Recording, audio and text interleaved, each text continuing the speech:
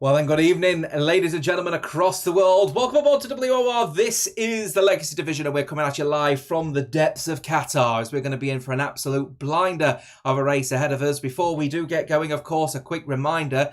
The latest news that's come out across WOR as well as across the esports community.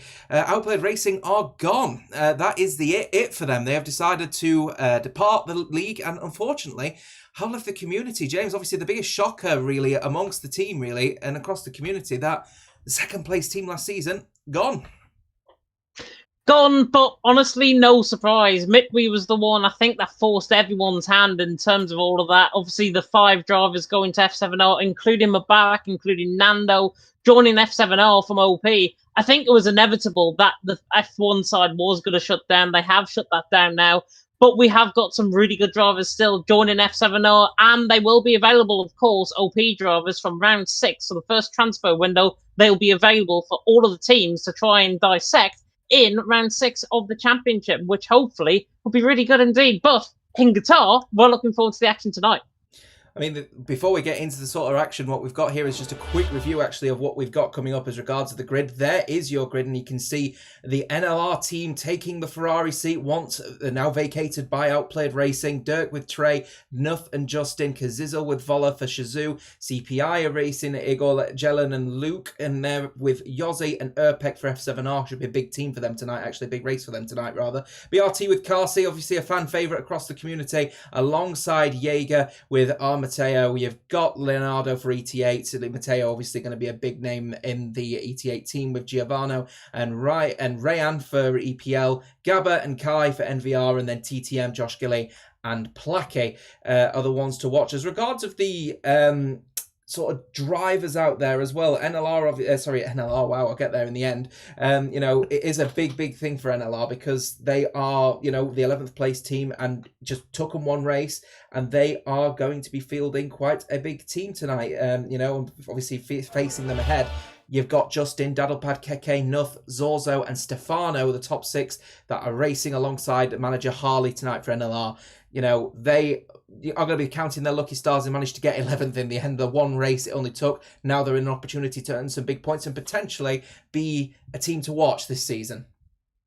Yeah, remember as well, Nexus Racing was in the same situation last season as well, that when they closed down, they only did one round of the championship, and then they went after Monaco, and then we got, I think, ET8 in, if I'm not mistaken, and they ended up winning with Mateo in Silverstone, their first race ever in Legacy Division. Similar things apply to NLR. Of course, NLR were in the Legacy Division last season, but with Nuth and Justin as their lineup, Nuth, a self-proclaimed Qatar merchant, and Justin, who's a PSGL PSF3 driver and a team regular for events in NLR, then I think they've got a good lineup tonight.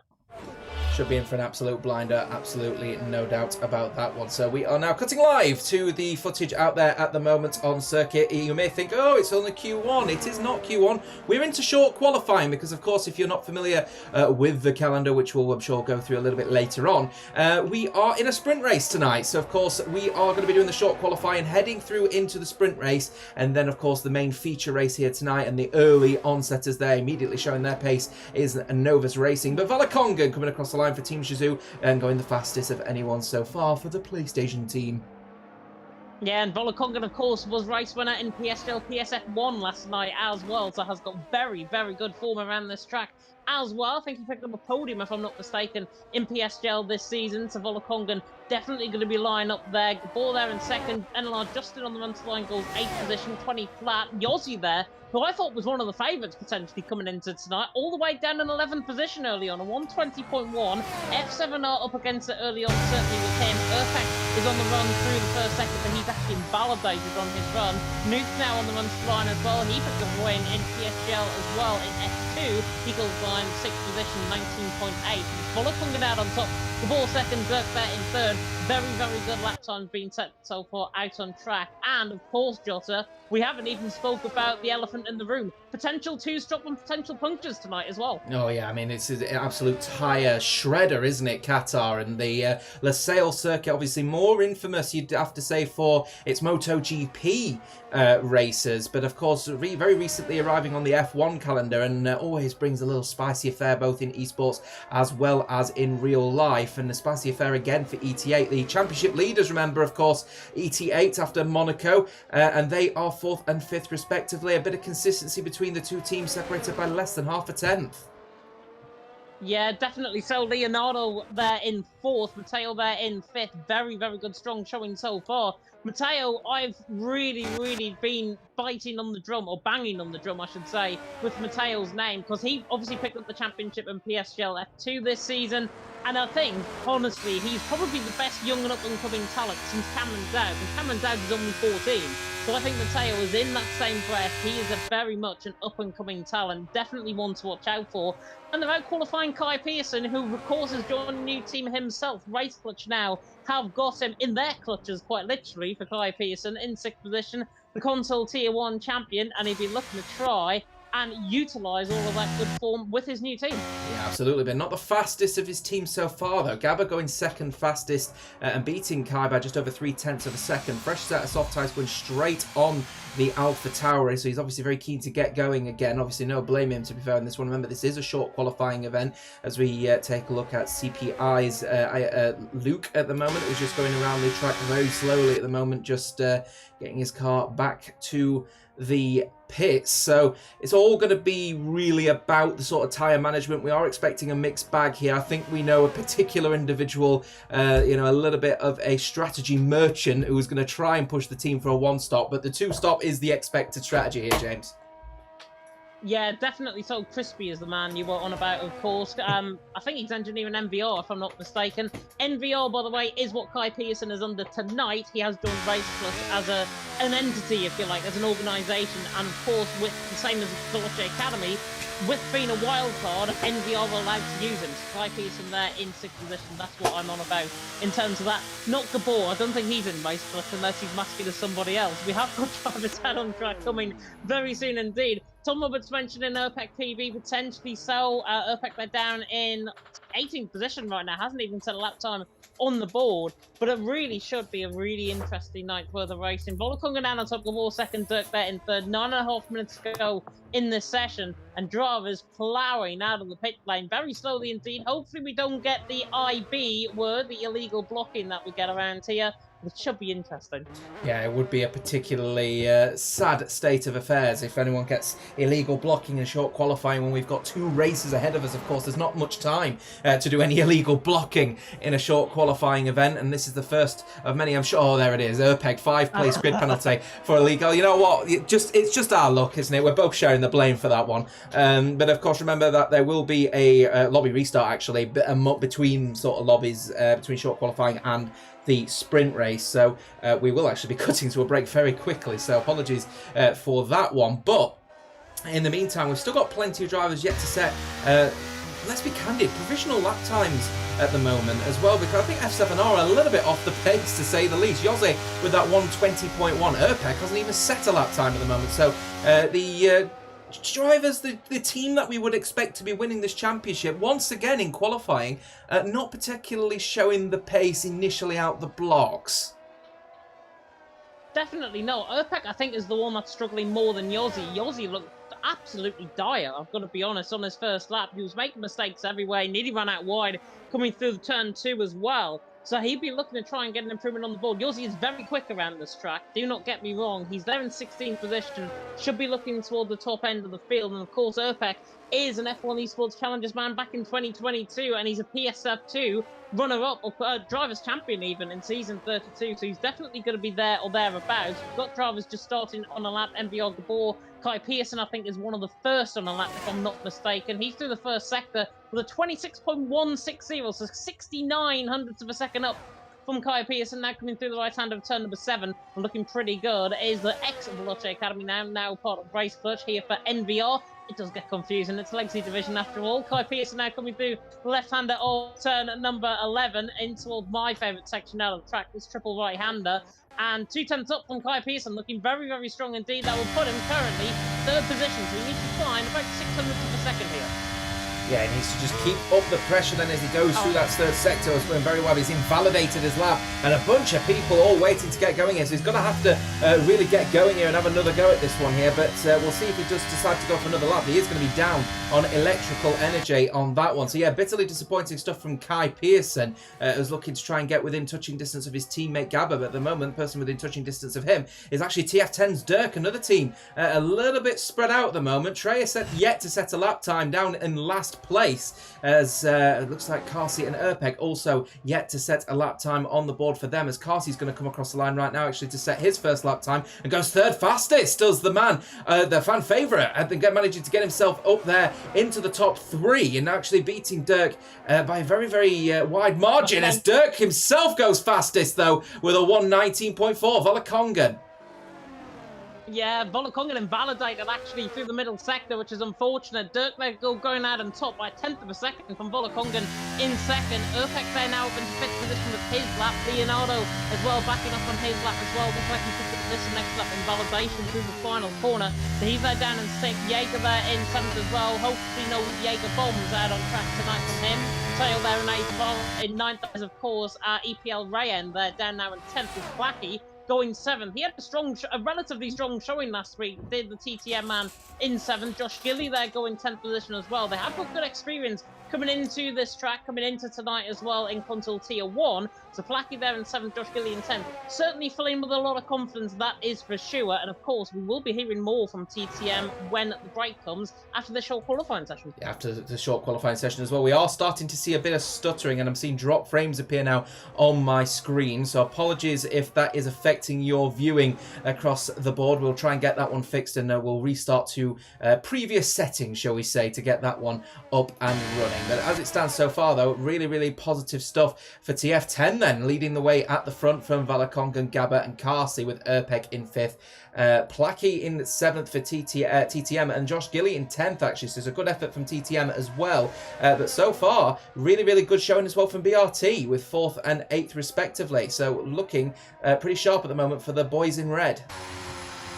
Yeah, definitely. So, Avatar mentioned in the chat there as well, am I the only one with a problem watching the race? There is a bit of lag. Yeah, we're aware of it. It's certainly not coming through on my end, however, so I think it might be just affecting individual devices. Might just need a refresh of the YouTube app if you're watching on iPad like me, or if you're watching on laptop, just close it down, reopen it, and maybe you'll be fine in the end. Dirk there out on top. Volakongan 2nd, Gabor there in 3rd. Definitely needing to find time as Mateo, I think, in 9th position early on in for ETA. Josh Giddy there in 10th behind him. Mateo, I have picked him up quite a lot coming into tonight. I'll just put him on my own shoulders rather than anyone else's. Mateo, though, in 9th, has got to find a bit of time. A 19.7 compared to Dirk with a 19.4. Not looking too bad at all. He's 3/10 off, and 3/10 around a track like Qatar is absolutely huge in terms of a gap. Trey there to get a lap time in down in 20th position as well. He'll be looking to try and get on the board very soon indeed, but he is back into the pit lane, so he's backed off once again. And I believe Trey might be the first Czech driver that we've actually had in legacy division. Interesting stuff. Thank you for that one. I didn't even know that one. So really good effort from the drivers all around the field on this one. Looking, of course, now towards the final part of this short qualifying session. Dirk is leading the way from Volakongan, from NVR's Gabba, Carsey, then Urpek. Then we've got Leo in 6th from Plaque, which actually means, if I'm right in saying, once again, James, the top 7 are all from different teams. So once again, a real mixed bag. And the best thing about it as well, we've got some people within such a close proximity of each other as well. Leo, that's the ET8 driver, in 6th place, is only beating TTM's Plaque by 7 thousandths of a second. And then Jaeger in 8th place, 3 thousandths of a second down on Plaque. So really close stuff. It really is, and judging by everyone as well, in 19.8, 10th all the way down to 15th. That is Josh Gilly all the way down to Nuth. It is so close in that midfield. 1/10 of a second will pretty much jump you from maybe where Nuth is in 15th all the way up to 6th potentially in terms of his lap time. So we'll see what the drivers are going to do. The final cars are now coming out on track for the final runs. So get in the comment section who you are going to predict for pole position. I'm immediately going to put myself under pressure and say, Kai Pearson for pole. Oof, it's a shout and a half. He's down in 13th at the moment. Is Kai Pearson, of course, the driver for Novus Racing. His teammate beating him by quite a large margin at the moment, so obviously needs to find a little bit of pace out there on his outlap at the moment. I'm going to just stick it out there, and I'm just going to throw a little sprinkle of maybe... I don't know. I'm just going to say that it's the fan favourites. Let's say Carty gets it. Let's say he finds another 3/10, and I reckon Carty on pole. Why? Because why not? That's what I'm going to go for in this particular arrangement. So, but as it stands at the moment, we're both wrong. Dirk is leading the way, but plenty of people, apart from one at the moment, Team Luke is just leaving the pit lane right now. Going to be going on their outlaps right now for this final run.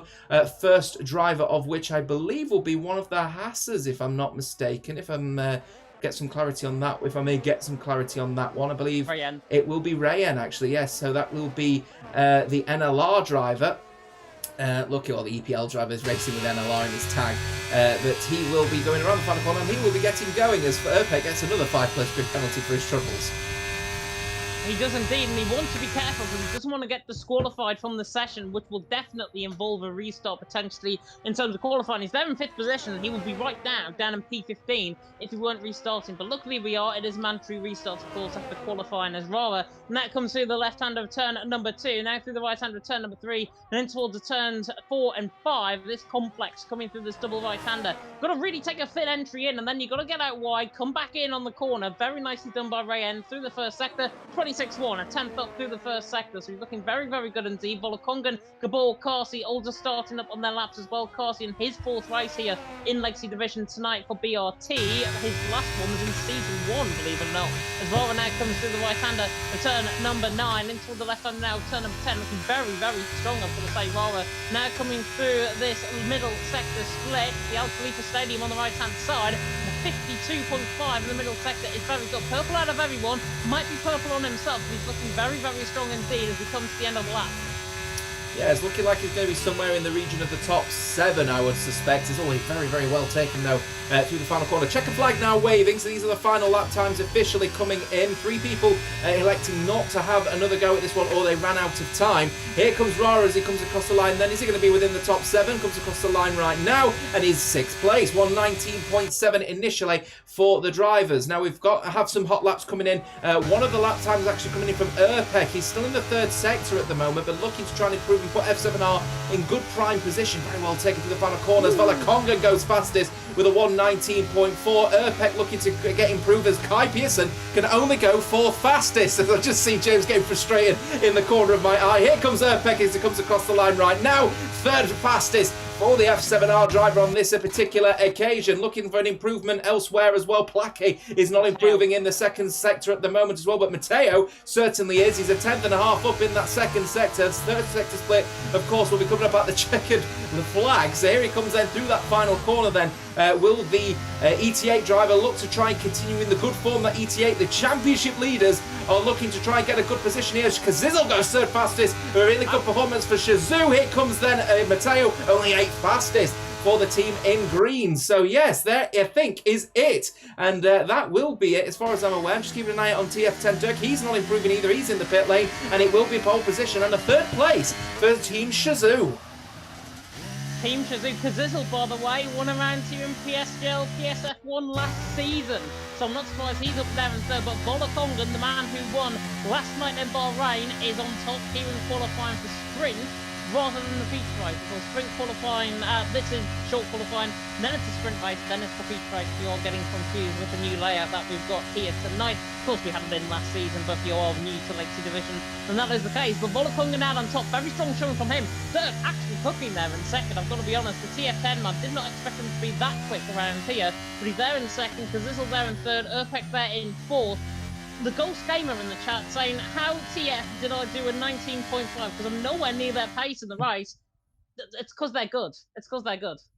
I mean, what else is good as well as Urpek getting a 10-place grid penalty for his troubles. Of course, that will not be counted. We are going to be committing to a lobby restart at the end of this particular session. But the top four separated by less than a tenth of a second, which is just immaculate qualifying from the drivers. But it is Team Shazoo's Valakongan leading from the front from TF10's Dirk, and then Kazizel for Team Shazoo rounding off a Shazoo 1-3 in qualifying going into the sprint. Urpek is fourth from Gabba, and then Kai Pearson in sixth. Nuth is in seventh from Matteo in 8th place. Then my prediction for Paul Carsey down in 9th from Giovanno in 10th. Rara in 11th from Leo in 12th. Plaki's in 13th from Jaeger, Josh Gilley. We've got Treyer in 16th. And then look towards the back with Jose down in the top 20, well, down in 20th place. And that is unfortunately, I think, a testament to the pressure F7R are under. And this is again going down to that point, isn't it, of they just can't get that rhythm going. We saw last season the same problem. Now, Shazoo,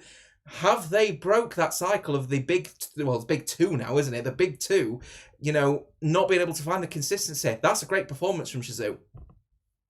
It is a fantastic performance from Shazoo. I think they are right there in terms of form. They've put arguably their strongest drivers around this track as well. Volakongan and indeed Kazizel. Kazizel won around here before. Volakongan's picked up a podium, so I'm not surprised that they're coming towards the top end of the field. But Dirk there in second. Very, very good performance from him. TF10 there getting up there in the mix as well. NVR as well. Kai Pearson, Gabor, 5th and 6th respectively for them.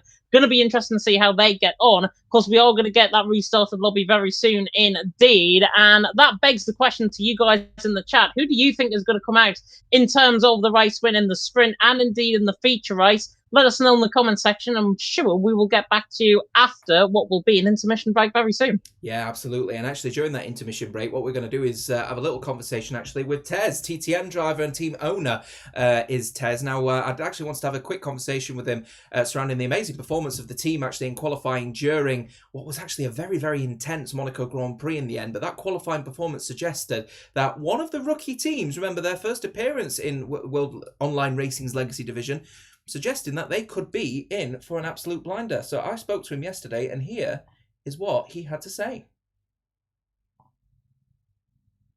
TTM obviously managing to evolve into what is actually turning out to be a hefty team now within the community. You guys really, really set out the expectations, I think, in Monaco. Allison really, really flexed his muscles, especially in qualifying, actually obtaining the fastest qualifying lap out of all of the qualifying sessions. It's just a shame it didn't happen in Q3. So what is TTM's expectations then into this season? Because surely you guys were absolutely flying knowing you've qualified, and suddenly surely you guys are winning races. Of course, I mean, the expectations, of course, are high. They've always got to be high, otherwise what's the point competing? Realistically, we're going to be looking at a top 5, but obviously if we can get a top 3, that'll be fantastic. So that'll be above our expectations.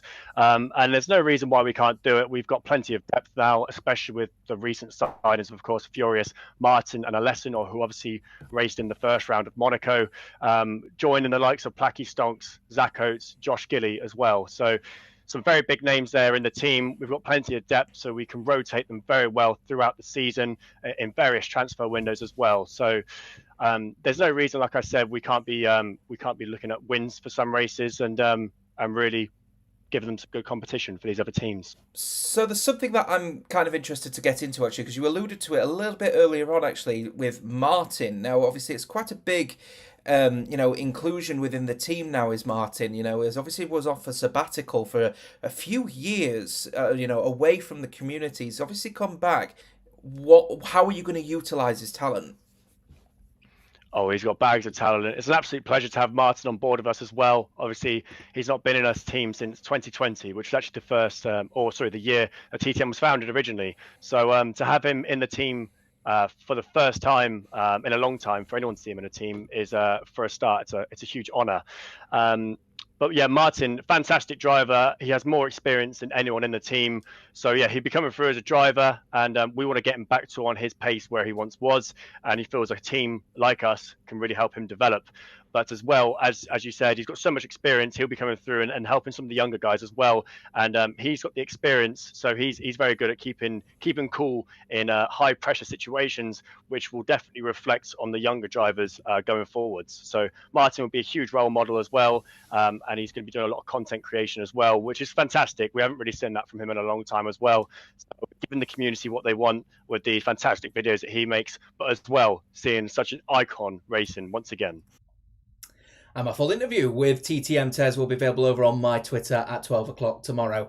But we'll be taking a very short break as we head over to what is going to be a very intense sprint race in Qatar.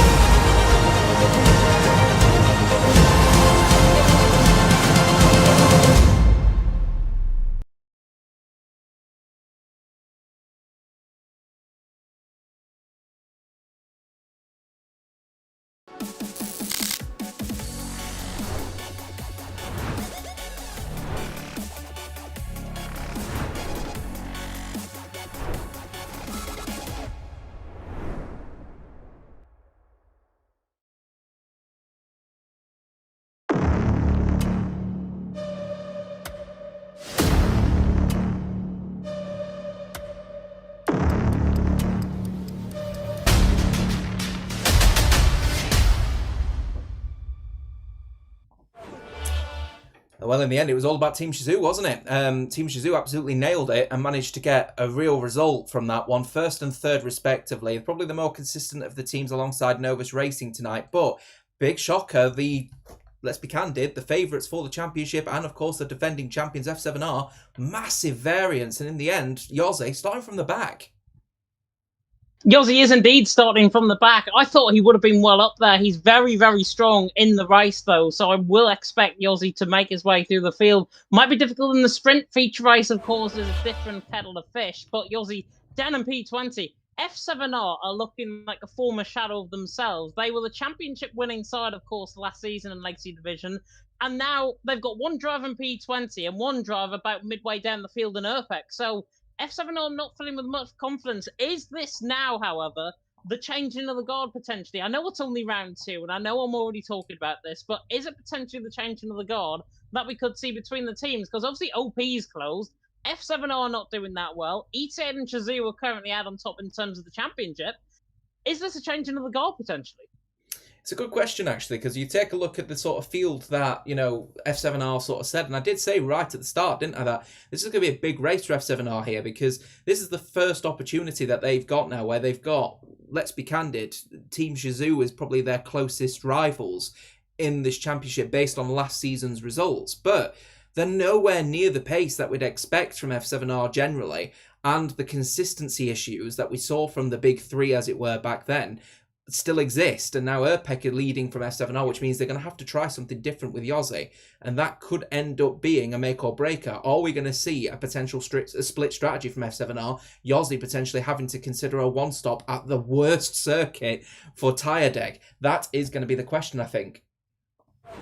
Yeah, definitely so. I think in the feature race, it's certainly going to be a thing. Sprint race, not so much. There's only 10 laps, so it is going to be more on fuel, I think, in terms of the racing there, but feature race, 29 laps. Two-stop strategy has proven to be quicker than the one-stop. One-stops can make it. Crispy could be cooking for NVR in terms of Gabor and Kai Pearson and where they are placed out on track as well. So it should be interesting to see. We have got 19 drivers currently in the lobby. We are just waiting, I believe, for NLR Justin to join the lobby. I haven't got him on my friends list, unfortunately. So if Nuth can throw him an invite over, that is the key. And Jossie, you can also join the session as well. So we're all good on that front. Yeah, awesome stuff. So we'll get that sorted out then in a second. second. So yeah, it's all going to be about the performance. I think now going into this sprint race, I think we're going to have to. This is probably the one opportunity where if you start from the back, you do have that opportunity to earn big points anyway in the feature race as long as you have a good sprint race. So if you were in Yossi's position, James, bold question this one, but do you take the risk in the hope that you can do well in the sprint race, knowing that you'll obviously take that position into qualifying, or do you have to be more conservative and really think about the long game in this one? I think with Yossi's demeanour, I think how he approaches a race, he's very aggressive off the line. So Yossi, I think, will use that to his advantage. There will be a little bit of carnage potentially in the midfield as well. So I think he's got to capitalise on that. And I wouldn't be surprised, and I'll correct me if I'm wrong on this, I wouldn't be surprised if Yossi is up by P12, P13 by the end of the first lap. I think he is going to be carving his way through the field, especially if drivers may opt to go for a set of mediums, save a set of softs potentially for the feature, because, of course, we get 2 set of mediums and I think an extra set of softs, if I'm not mistaken, within the race. So they could potentially do that. However, though, it is going to be really interesting, I think, from Yossi and how he's positioned. He's there in 20th position, so it is going to be a real trouble time for him, down in P20, but I think his class will pull him through. There is the calendar as well upcoming. Of course, it's a little bit of a mixed bag the next couple of weeks. Of course, we have the sprint race right now, and then we're heading just a little nip over to Bahrain for the round 3 of the Legacy Division Season 4 Championship. However, critically, it's a custom weather jobber in for round 3. So another little spanner in the works for the teams to consider going into Bahrain if we end up having rainfall in the desert in the Middle East. And then, of course, we take a trip over to Hungary and then Azerbaijan to finish off the first 5 rounds. And then Brazil halfway through the season before we go to the Season 3 season finale track of Las Vegas halfway through the season in round 7. And before we obviously head over to round 8, worth mentioning, of course, in the what is a 2 short qualifying 235% races at France and China. So, we've got quite the track, differentiators, haven't we? We've got, the tyre shredder of Qatar moving over to, a fan favourite familiar in Bahrain, before we then go to a track which is difficult to overtake out of Hungary, before we go to a narrow street circuit of Azerbaijan, before we then go to the infamous Brazil, and then the new Las Vegas. So it's such a multitude of different circuits here for the next, for this part of the calendar. They've got a big challenge ahead of them. They have got a big challenge ahead of them, and they don't want to peak too soon. We've seen so many times. We saw with OP last season. I'm just going to use them as an example now that they're shut down. OP, as an example, they won the first 3 races of the season with 3 respective drivers, and they did a fantastic job. Did they peak too early? Yes, because their string results after that were poor. Around here in Qatar last season, they were really bad. I think they ended up DNFing, if I'm not mistaken. So OP peaked too early. They ended up losing the championship by only a handful of points. And in the end, it begs the question of where that consistency was and ending up in the season. And that consistency is so key as we get into the racing now, actually, for the sprint in Qatar. The consistency is so key, not only around this track, but throughout the season. Drivers do not want to peak too early. Teams don't want to peak too early as well. But if they do peak too early, they have got potentially that mental and physical multitude potentially off the scale. So it really begs the question how the drivers are going to cope, not only here, but for the rest of the season. I'm sure, though, like round 4, they'll be hungry for more. And it's going to be an absolute blinder, to say the least. I believe we're now about to head over to the circuit because we are just about getting going for what I think is going to be, a very exciting race ahead of us in Qatar. Now, of course, this is the sprint race to start off with, so we are expecting probably the medium tyre throughout the race here. I wouldn't expect anyone to go for the soft around here with, I believe it's his 10 laps in the sprint race. So if we are heading towards, a 10 lap dash towards the end here, we've got the people that decide, yes, we're going to start on the soft, have got to hope for a safety car. Definitely. They've got to hope for safety cars. Sprint races as well, with the safety car being on reduced this season, it is going to bring that question potentially, will a safety car be actually deployed out on track? And if it is, when is it going to be deployed? Normally around this track, we get maybe 2 or 3, I think, per race on average. So if that is the case, we might see some really good racing after the safety cars, of course. I've got in my notes, by the way, set a soft compound of tyre, 13 laps they will last, optimal of 9 laps on that compound of tyre. So they are going to be really, really shooting off right at the end. Potential punctuality coming in. But as long as they can wear that to the softs out, then they've got the opportunity potentially to go on a one-stop strategy, which is going to be really interesting for the feature because God knows what's going to happen there. And and that's what really it's all going to be about, isn't it? It's whether people are going to be taking that risk and taking that gamble. I'll let you have a little breeze through to see what the tyre compounds are like before we get going. We're expected to get going imminently, I think, for this race ahead of us. But it will be an absolute blinder nonetheless. As I'm seeing by the looks of things, I'm actually seeing some fan hands above the pit lane actually clipping through the DHL signs, which is just a testament to the code quote-unquote masters in that particular realm, to say the least. It's going to be a bit of an interesting one, though, nonetheless. I think Shazoo are going to be wanting to get Kazizel, if they can, up into the sort of top realm, if they can. It needs to try and get, let's be honest, a front row start around Qatar is going to be an absolute blinder for them if they can try and jump second place and put Dirk under pressure. And, of course, towards the back, we've got to keep an eye out on Yossi. I mean, he might not have had a great qualifying, but he is an excellent racer. As we do count down the lights rather for this Qatar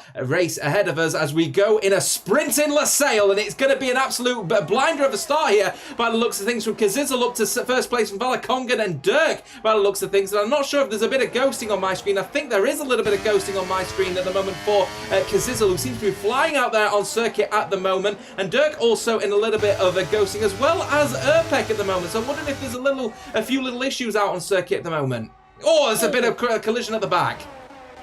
Yeah, it's Leo. I think that's lost the right to the end plate. If I'm not mistaken, there was certainly a bit of wing damage flying there. There is a little bit of lag going on. It's massive desync of turn 7. It's Justin that has left the session, so it might be potentially his internet that is causing just a little bit of issues there. Everyone's on a set of medium compound tires, by the way. Volokongan and Kazizel currently out in front. Team Shazoo first and second. Dirk there in third. Urpek fourth. Gabor in fifth. In the early stages of the Qatar Grand Prix, Nuth there on the back of Kai Pearson. Kai already handing the back of the ball, though. Definitely wants the ball to get on with things. And again, a little bit of lag spiking going on here and there. It's nothing too bad. Yossi, by the way, what did I say earlier on? Look where he is. He's there in P13. He's already through with that bit of damage that we had with Leo. All the way down in 16th now. Yossi's up to 13th. And then you may as well just call me Mystic James. I mean, it's absolute blinder here, but I'm wondering here if there is going to be potentially a question. It's a VSC out now, but I think there's surely got to be a question about desync here, because I think there are plenty of drivers out on the field at the moment that are in different parts of the circuit to where we're seeing them.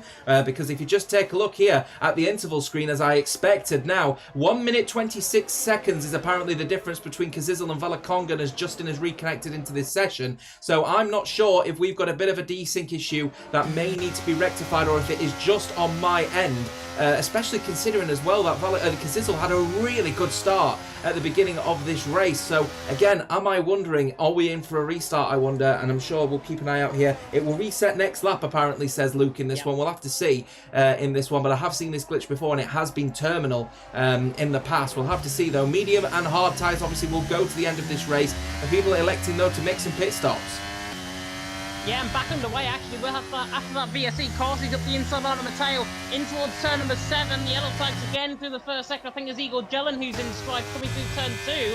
And that is Matteo around the outside of Carsey, and Rava getting through involved as well. Rayan, of course, for EPL. Beautiful move. The French Algerian up into 9th position. Carsey there down to 10th. Blackie now on the back of him in 11th. Everything will fix itself next lap around, so if it doesn't, then we're in trouble potentially. But Volokongan leads the way. Kazizel second. Dirk there in third. Gabor hassling the back of Urpek there as well. The Italian there in fourth. Gabor there in fifth. Doing a good job on the back. Kai Pearson there in sixth. We come to the end of lap 2. Hopefully the interval timings will fix itself. Certainly on my end, they're absolutely fine. So it might just be on the lead spectator potentially, as Volokongan comes to the line to lead. Kazizel second. Dirk there in third. Hopefully the interval timings are fixed by now. Expertly crafted by Luke in the chat, who says that they will be fixed on the next lap, and he was absolutely right. As we, fingers crossed now, I've got a perfectly working situation now. So as it stands so far, advantage Team Shazoo will lead the way from first and second at the moment with Volokongan and Kazizel, then TF10's Dirk and Urpek for third and fourth. Novus are going to be happy with fifth and sixth, especially Kai Pearson as well, on the back of his teammate, but having to defend ever so slightly from the new boys on the block, NLR Nuth looking to try and put the team of Novus under pressure. Matteo in 8th place as well. Good effort so far from ET8. We're looking to try and maintain their lead in the championship. Of course, very early days here, as we do have a dropout here in CPI's Igor Jelen, who's retired in the pit lane. Yeah, unfortunate for him. I think he had a spin coming through turn number 1, if I'm not mistaken, and that's why it put him completely out of sync compared to everyone else. He may as well come in and retire. We have got points all the way up to 10th position. The different point system, by the way, in the sprint: 12 for the win, 10 for second, then 8, 7, 6, 5, 4, 3, 2, and 1 in terms of the point system, all the way down to 10th position, getting the points, and fit up to top 15, of course, in the feature. We'll come to the point system at that, though, as we go along. Rara Ryan looking on the back of Matteo, potentially down the straight in towards turn number 1. Not going to be close enough. Somebody that is, though, I think, is NLR Justin to the inside on, and Josh Gilly getting moved on very easily just before turn number 1. The NLR man through, and he's into 14th. And with his teammate there in 7th, currently cooking up a storm, the NLR man, Harley, has definitely got NLR firing tonight. I'll tell you one thing as well, is that it's actually a valiant effort so far from Yossi. You mentioned about, that amazing effort right at the start of this race, managing to avoid all that one. Trey going fastest on the soft tyres at the back of the grid, of course. It's a valiant effort so far from Yossi, up in 12th place. He might buy himself an opportunity actually in the main race here if he can at least get up to around 7th or 8th, but he needs to make some inroads, and unfortunately the DRS train is now going to start to hemorrhage him time, you'd have to say, as the DRS train starts him from 1st and falls all the way as far down as 13th place. Yeah, DRS section zones and DRS trains are prevalent around this track. I think in theory, though, we're going to see potential overtakes from around this lap onwards. Dirk is right on the back of Kazizel. Kazizel, I think, is going to act almost as if he's a guinea pig to Volokongan. He's the second driver at this stage, and I think Shazoo, Ron, I'm sure, is engineering them right now. I think Ron will definitely have a plan in mind, because this, I think, is going to be the Minister of Defence here in Qatar for Team Shazoo. Dirk there in 3rd, Urpek there in 4th. They've got to watch out, I think, for Urpek there in 4th. He's the danger man, as Carsey looks to the inside line on the outside line, in fact, in towards turn number 1 on the back of Ryan in the background. They're going around on the outside of turn number 1 and get a bit of lag going on there. Maybe Justin leaving the session again, but looks to the inside line at turn number 2. Still very close. Beautiful helicopter camera. I'm getting on board with it. Of course, he cuts right in front of Blackie, remains as he is in 10th. Yeah, he's staying within touching distance though of the NLR, well, for not NLR driver, EPL driver with NLR. I'm going to keep getting caught out throughout this entire race weekend, unfortunately, in that one. But look at Yose, who is so desperate to get some inroads now on these drivers. He knows he needs to try and get somewhere within the 3rd or 4th row of the grid if he wants to have any chance of making F7R's possibility of earning some big points tonight that much better. He let the team down in qualifying. He wants to try and earn his place back up. This is his opportunity to do it, but he's only got 5 laps to go. Definitely so. Pecky, by the way, in the chat saying I love trains, which is really, really nice to hear from a man of NLR standards. Volokongan leading the way, Kazizel second, Dirk there in 3rd. Halfway through the race here in the sprint. If you are enjoying it, by the way, like, comment, subscribe, tick that notification bell, of course, if you're brand new to the channel. We've got feature race action to come, 29 laps around Qatar, and a potential 2-stop strategy, potential punctures and fuel running out, and everything else that could happen in that race as well. Kai Pearson sizing up a move on Gabor. Gabor sizing up a move potential on Urpek as well. They're running outside of basically everyone else's DRS train right now. You can see them moving across onto the right-hand side of the track, just to not only cool the tyres and cool the brakes, but also cool themselves, I think, in terms of the action, because Dirk Urpek, running out of slipstream compared to Kazizel, didn't want to attempt any sort of route, and I think it is quite smart right now at this stage as Yossi is right on the back of Plaque, wheel to wheel as they go now in towards turn number 4. Right on the outside goes the McLaren, the Williams, they're hanging on the inside line, just breaks a little bit too deep, forces Yossi out wide, and Yossi is not going to get that one done. Blackie hangs on for 11 with a little bit of robust driving there. And remember the Cedar Phoenix Igniters, I nearly said insiders, the Igniters, absolutely are very happy to take any positions that Yossi end up losing. Oh, Yossi really is pushing that car at the moment to try and get past TTM's Blackie at the moment, but he certainly is a Minister of Defence at the moment, is Blackie out there, as TTM are looking like they're going to be actually relatively happy to have 11th place at the moment, with, of course, Josh Gilly down in 15th. Carsey in 10th place, looking to hold on to the top 10, of course, is the fan favourite out there, of course, with NLR. Again, not NLR. It's not NLR, it's EPL. With Rara in 9th place, with Mateo ET8 in 8th. NLR's nothing, that is NLR in 7th place, with the 2 Novus drivers in 6th and 5th place. It's a big inroads here, as we've got potentially overtake happening, and it will be an overtake as the NFVR boys have decided to swap positions. Kai Pearson now to 5th. They have. I was on board with Yossi there, which was why my reaction was so hard. Coming right through the final corner there, he's just nearly shot it over the outside curb and oversteered completely over that. Good recovery from him. Puts him on the back foot compared to Flacky compared to last start around. He's there in 12th position. Flacky there in 11th. Urpek now hunting on the back of Dirk as well. Still on lap 7 out of 10, so we've only got 3.5 laps to go basically in this race. Volokongan leading, Kazizl second, Dirk there in third, Shazoo 1-2 right now. Liam Bowman even getting confused in the chat, the Flying Scotsman himself, saying third Shazoo driver, not quite, not for now at least anyway. Volokongan leads, Kazil second, Dirk there in third, Urpek there in fourth. And a reminder to everyone that has been in the sim racing community recently as well, Dirk was formerly of OP one stage as well, so this could get quite interesting.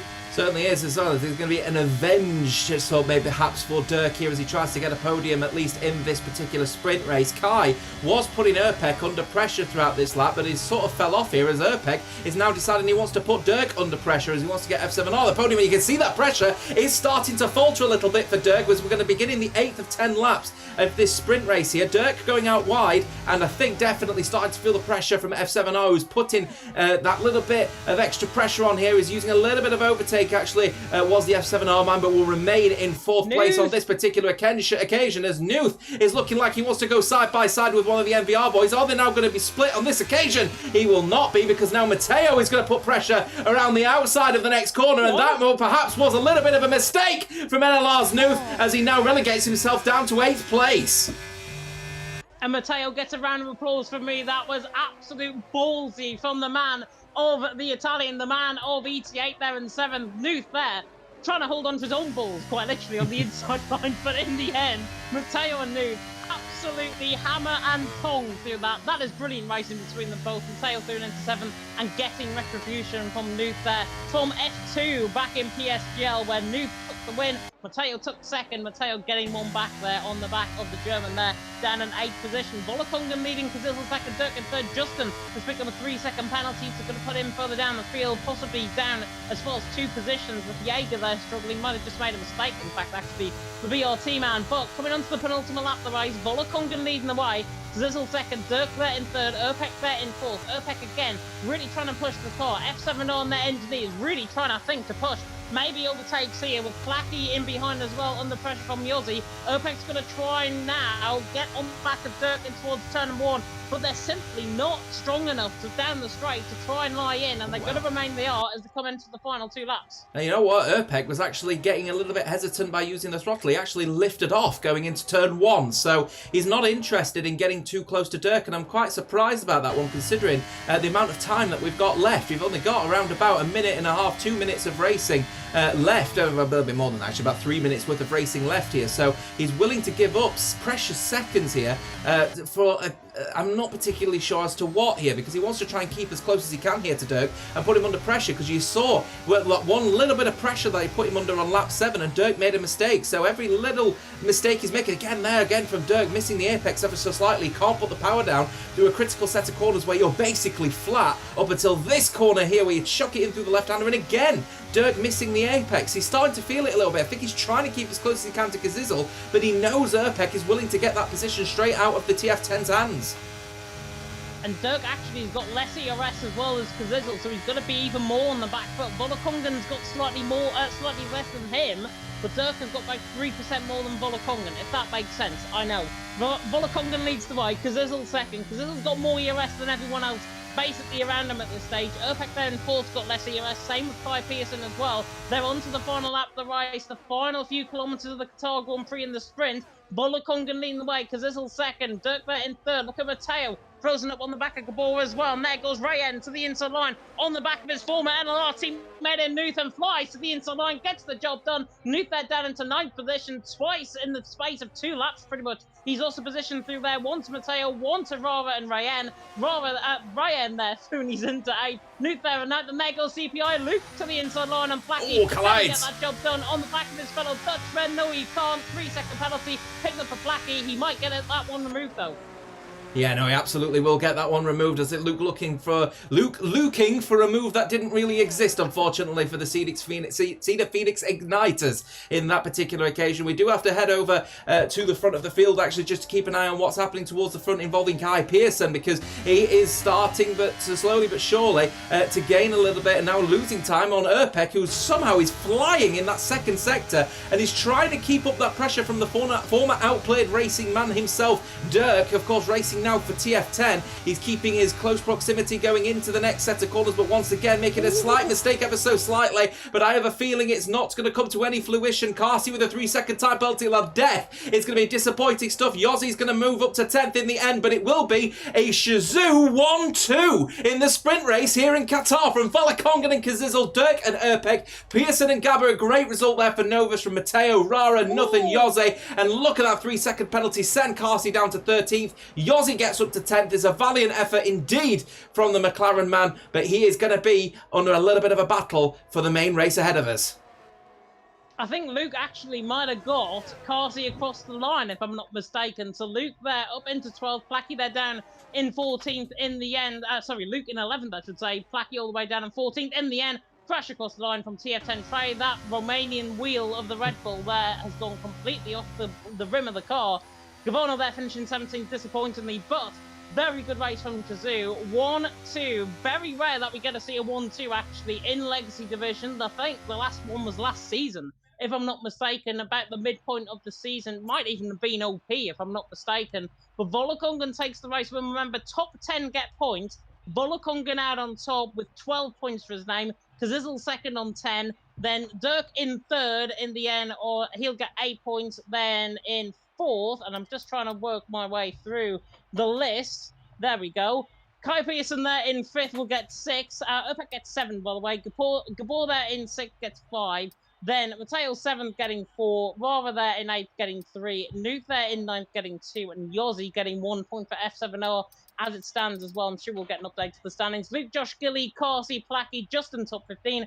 Also for about 10 seconds in the end. Very, very good racing indeed. Jaeger in 16th. And then Gavano Trey, Leo down the field, and Eagle Jelen not only getting a scrub tyre with that set of medium compounder tyres, it's going to be putting him back on the back foot in the feature. Great race, that one, actually, to be fair. I really, really thoroughly enjoyed that one. So we should be in for an absolute blinder in just a few short moments when we get racing once again. But, a very quick overview of what we've just seen then is Team Shazoo have nailed it. They have got that front row lockout that they're looking for. They've now got a lead from the front. This is where strategy is going to come into play. Surely the pair of them are going to be doing double stops. Let's just get a clean run to the end of this race. Yeah, definitely. So it's going to be really interesting, I think, from a Shazoo perspective, from their engineer. I think Ron, as I say, is maybe engineering them here tonight.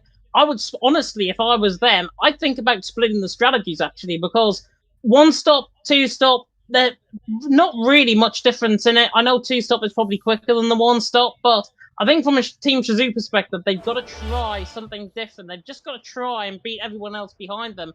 But with a 1-2 finish, that puts now 1 driver as lead, 1 driver as second driver. It's not the most comfortable position Team Shazoo want to be in, but it is a position I'm absolutely sure that they will revel in, and hopefully they will expect another 1-2 here in the feature race. But 29 laps, anything can happen.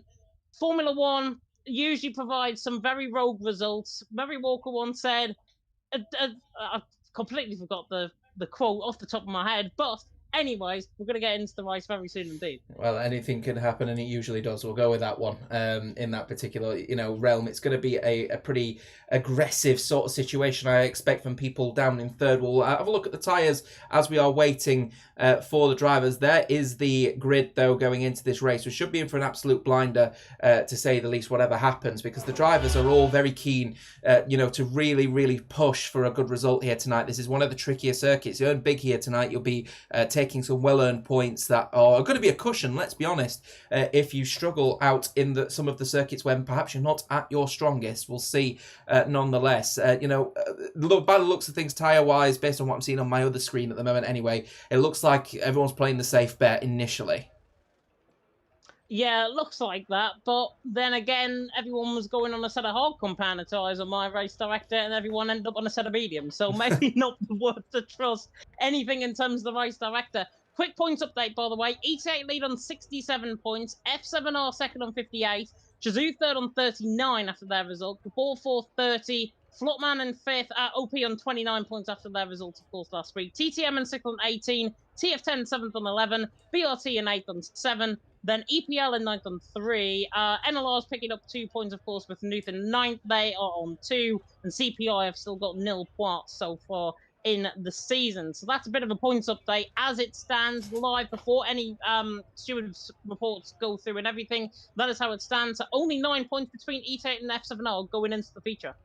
Should be in for an absolute blinder then, of course. Remember, this is very early on in the season, so anything can change in this part of the season. And I think, to be fair, with how close it is in qualifying in the sprint, we're expecting that things will change pretty much throughout the entirety of the season pretty rapidly as well. That is going to be one that I'm thoroughly looking forward to. The drivers are now getting themselves ready. I think we've got an impending countdown beginning to happen. Early indications before we get going then, James, favourite for win?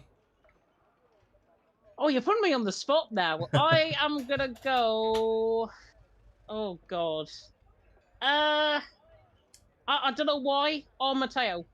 You're throwing Matteo straight in there. That's a bold call. Where's he qualified now? He's he's in the top 10, isn't he? But he is. I think he's 8th. He's 8th. So you're expecting ET8 to maintain their run in wins? I do. I think Matteo, I think there'll be a late safety car and he'll get quite lucky. That's what I'm basing it off. But Matteo, I think he'll be the man out on top. Watch out for Yossi further down the field as well. He's going to be incredibly quick in terms of one-stop strategy as well. He'll be incredibly quick around here. And for third, I'm going to have to stick with one of the Shazoo boys. I'm going to go with Kazizzle.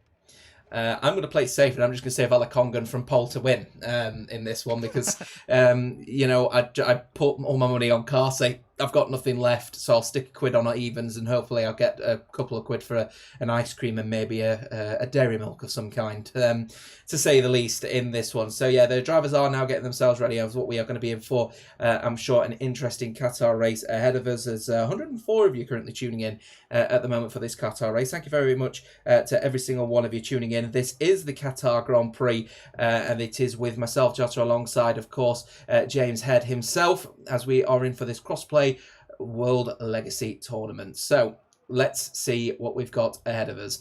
We've got obviously the intense Grand Prix ahead of us. It's going to be a bone dry race here in Qatar. Incredibly hot. The tyres are going to be shredded. So it's all going to be about that strategy. 2 stops are expected. Probably a couple of medium and a hard tyre run. We may see some soft tyre runs. Maybe if people want to try and get the fastest lap. Of course, remember it is 2 points for the fastest lap. 40 points for the race victory. It's going to be an intense race. Whatever happens, Qatar always brings something spicy, both in esports as well as in real life. Very quickly, James, what should we expect for this race? Carnage, chaos, controversy. It's not Legacy Division without any of that, but I also think 2-stop strategies, running out of fuel, potential punctures towards the end of the race as well. This race will have everything. It will absolutely have everything indeed. So the sprint race determined that Team Shazoo will lead from the front, but the question is will anybody be able to put them under pressure? That's what it is all about in World Online Legacy. World Online Racing Legacy Division, of course, we are heading to Bahrain in a week's time, just to hop over the Middle East to host what will be an intense race because of the custom weather format ahead of us. But that is then, and this is now, because it is 3, it's 4, and it's 5 lights. It's 5 lights, and they are a go. The drivers here, they are. Team Shazoo are going to be nailing it from the front. Urpek under some pressure, and TF10 Dirk really losing out big time on that race restart. Obviously not caught napping big time. Urpek then up to third from Pearson, and Gabba now up to fourth and fifth respectively. They're going to have to keep it side by side, keep it steady between side by side. Oh, he's disconnected as well as Dirk. That's the last thing that TF10 needed in this race restart. Mateo already up to sixth place as well as Rara, as Igor Jelen also leaving the session as well. We've got a few disconnections happening across the board as Kai Pearson is making his inroads up to third place in this one. Justin also disconnecting.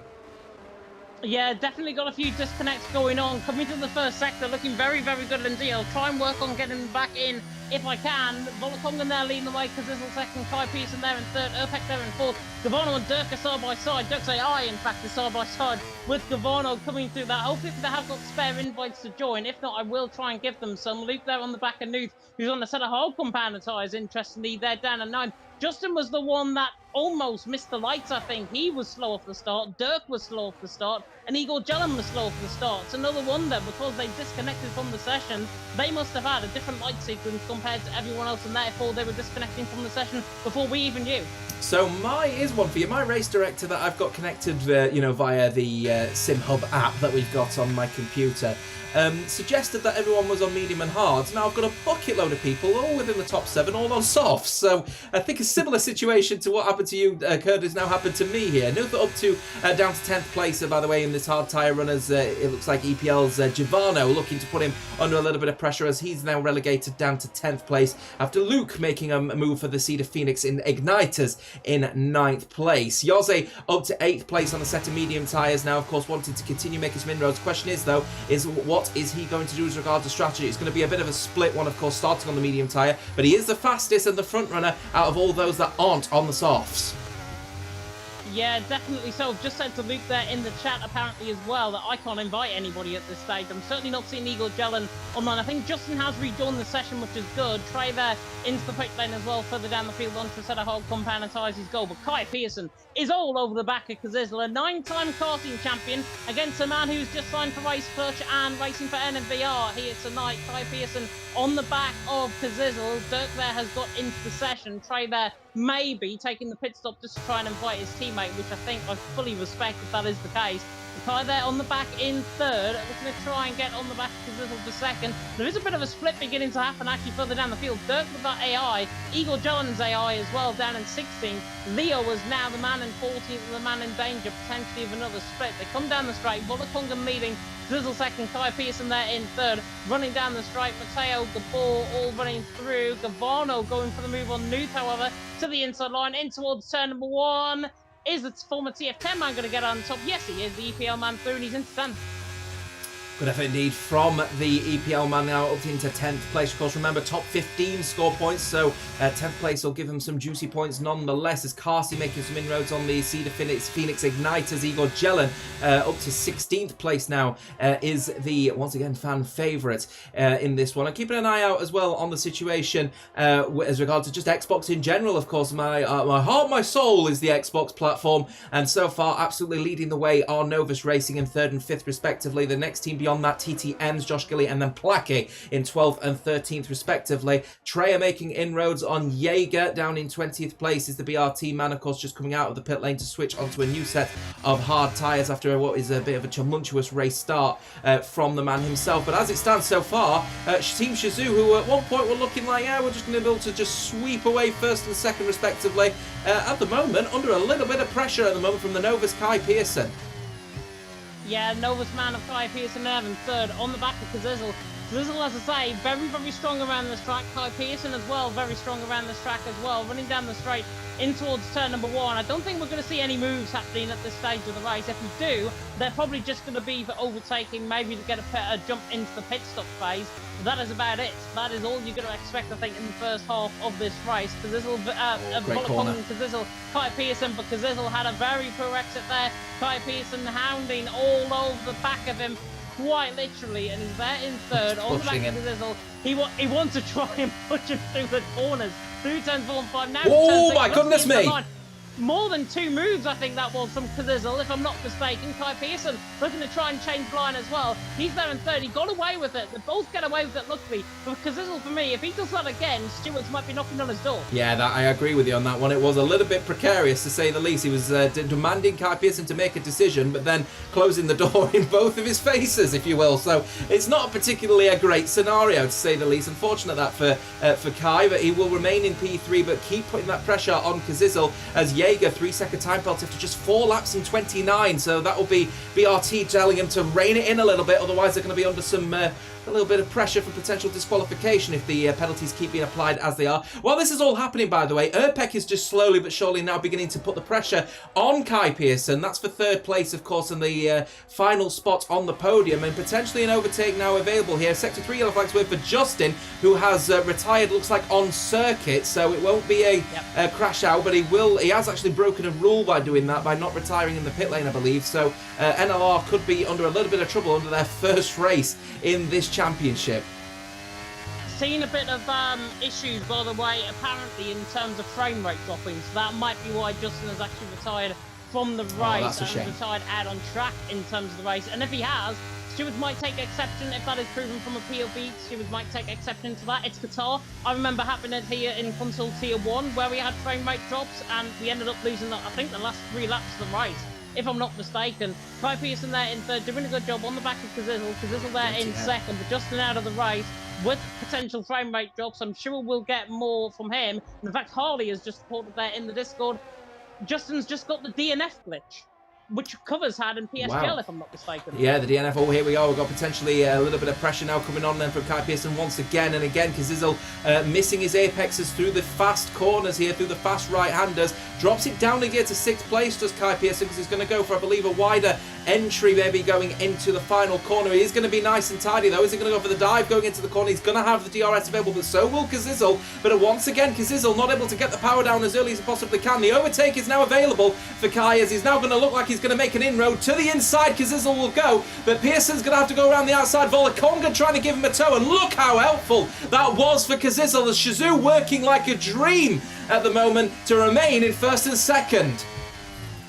Yeah, very, very good work from Kazizel there to try and just defend off Kai Pearson. Fantastic effort from him. Kai is still going to hound him, though. And now, as a result, Urpex now 6/10 back. So potentially this could work in the front 3 favour, and they could potentially get away. Now, in my league racing experience around this track as well, I had full wet conditions around here, so I can't really say much. I did get robbed by a safety car around here as well. But Kai Pearson there in third, doing a fantastic job, and early on, looking like he has got everything in his power to try and win this race. I did say him for pole position. What I meant was potentially for the race win. But Kai Pearson there in third on the back of Kazizel. And yes, I am going to change my pick halfway through the race. But judging by Formula 1 and judging by this track, anything can still happen. Yeah, I'm pretty sure betting shops wouldn't allow that particular rule on that one, James. But we'll give you a pass on this occasion. Kai, though, is getting closer. You are absolutely right. And I think he is trying his hardest to find that space to make the overtake and put Kazizel under pressure, because I think he knows I am quicker than these 2 drivers in front at the moment, and I want to make my mark here. And again, a mistake through the final corner from Kazizel might actually leave him under a little bit of pressure, but this time Kai is not going to make the overtake on this occasion. While this is all happening, Kazizel is actually going to cut to the inside line to try and break the tow, but once again getting closer and closer to his teammate. And I'm wondering here if Velakongan is actually just hanging fire a little bit to try and help his teammate out. But occasionally, I think it's the 3rd time I've seen it now, Kazizel wants to get around the corner, but he's being held up by his teammates. So yes, they are working quite well, but there are a few little breaks in what is actually a good performance between the 2 drivers so far. They're cooking, but there may be a risk of a little bit of maybe a burnt rice, shall we say.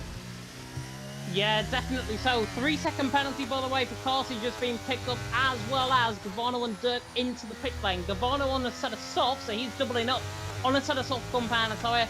Dirk, interestingly, going for a set of hards. Now, hards can get to the end of the race from here, but they're going to be a hell of a push from here. So Dirk may think about a 2-stop, may think transitioning back to a set of softs. He is a little bit further down the field, but the undercut around this track, so much powerful than the overcut, but because everyone else is running the DRS train ahead, they're sort of going to cancel each other out. So Dirk really is not going to gain anything. Gavana will, because he's on a set of softs, but Dirk won't. He's on there on that set of hard compound of tires. Kai Pearson again looking for the back, There's as there is Uppbeat into the pit lane, and I think also Matteo in the pits as well. So Matteo into the pit lane, Uppbeat into the pits as well. They pit from 4th and 6th respectively. Matteo following Uppbeat in, and of course both of them formerly in PSF2 in PSGL. They are now coming in to the pit lane once again here. Both of them have got good form around this track. Whether or not Uppbeat can find and Matteo can find, both of them, interestingly though, back on a set of soft compound tires, so doing exactly what Mr. Gavano's done further down the field.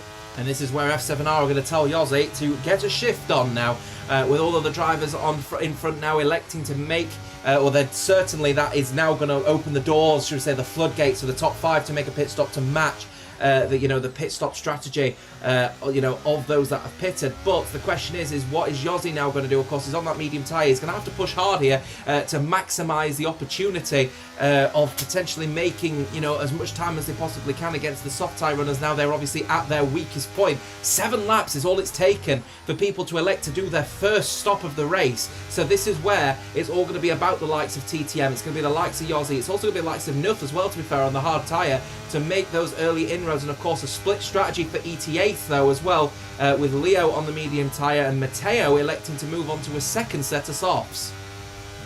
Yeah, definitely so. Igor Jelen, by the way, still desperately trying to get in the lobby. I haven't got him added, unfortunately, as Volokongan and Kai Pearson are into the pit lane. Volokongan was so close to the inside of the pit lane there. I thought he was going to actually hit the wall, but he hasn't. Luckily, Volokongan into the pits, Kai Pearson in, Rayen in, as well as Luke and Carsey, I think, are coming in as well. Carsey, they're continuing on for now, but 4 of them even, into the pit lane. Kai Pearson on for a set of softs. Rayen, interestingly, for set of medium, so he's clearly going to go set of softs towards the end of the race. Volokongan set of softs, and also Luke set of hards. So CPI, again, splitting the strategy, like with TF10 Dirk, on a set of hards. They can get to the end of the race. We see an overtake down the straight there, and that was Matteo passing Gavano down the straight. So he's through, and he's into P10. But now, because of the big undercut, Uppbeat is now technically net leader of this race.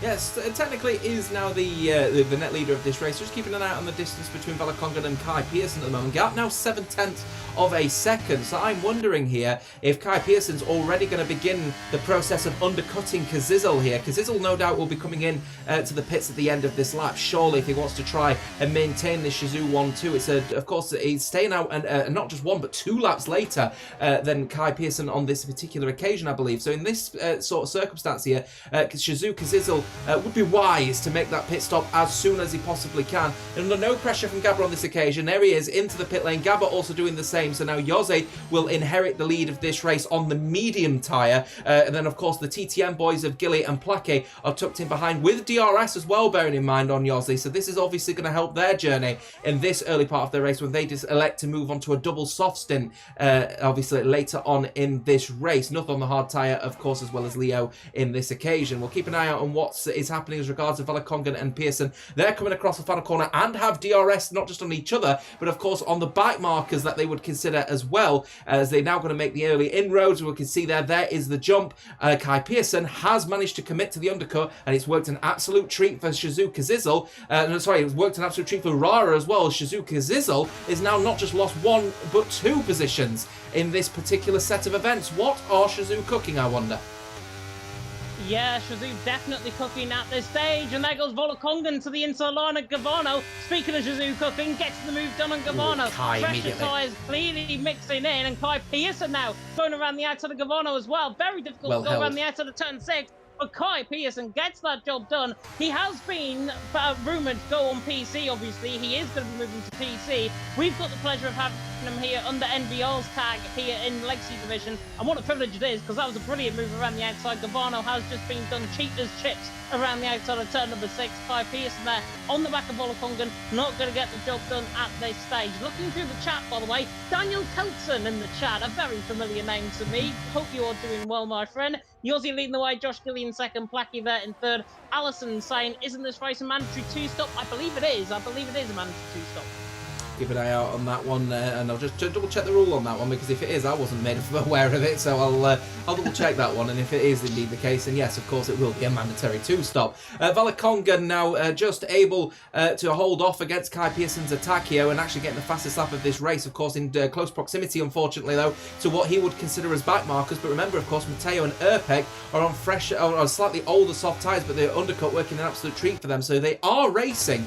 But Valakonga will be hoping that he can get past him as quickly as he possibly can. But Matteo wants to defend the position, and I don't blame him. ET8, of course, are championship leaders so far in this, and he will remain side by side. And they remain side by side going through the next set of corners. He will have the inside line, but the traction is on the outside. But Matteo is late breaker, and he's now going to get an attack from Kai Pearson, who is going to go side by side with him as well. But he is going to go for the dive down the inside line, and he remains under an attack here, as there may be a little bit of a switch, but he's blocked off. And it's an excellent defense from Matteo and Kai, but he has lost the position to Valakonga, and Kai wants to get this move done, because of course he needs to stay within close proximity of Valakonga, and very well taken from the man moving to PC. Kai Pearson, Thuni's into 8th, but that now just gives a big concern. Everyone on that side of softs, look at how quick those tyres are going off. 3-4 laps into the stint, because the tyre wear is so high on that side of softs as Blackie is into the pit lane. Igor Jelena will get into the will get him in the session very soon indeed. Volokongan, though, was on the back of Urpek. This is for the Nat Race lead. The Shazoo man absolutely cooking. He's got about 5-6% fresher tyres compared to Urpek, and he's going to now utilise them down the straight in towards turn number 1 on the outside line. She'll get the job done. Kai Pearson might even think about the inside line as well. But Volokongan Thuni's into the Nat Race lead. Urpek defending off Kai Pearson, but he can't really defend for long, because Kai Pearson on a lap fresher tyres is all over the back.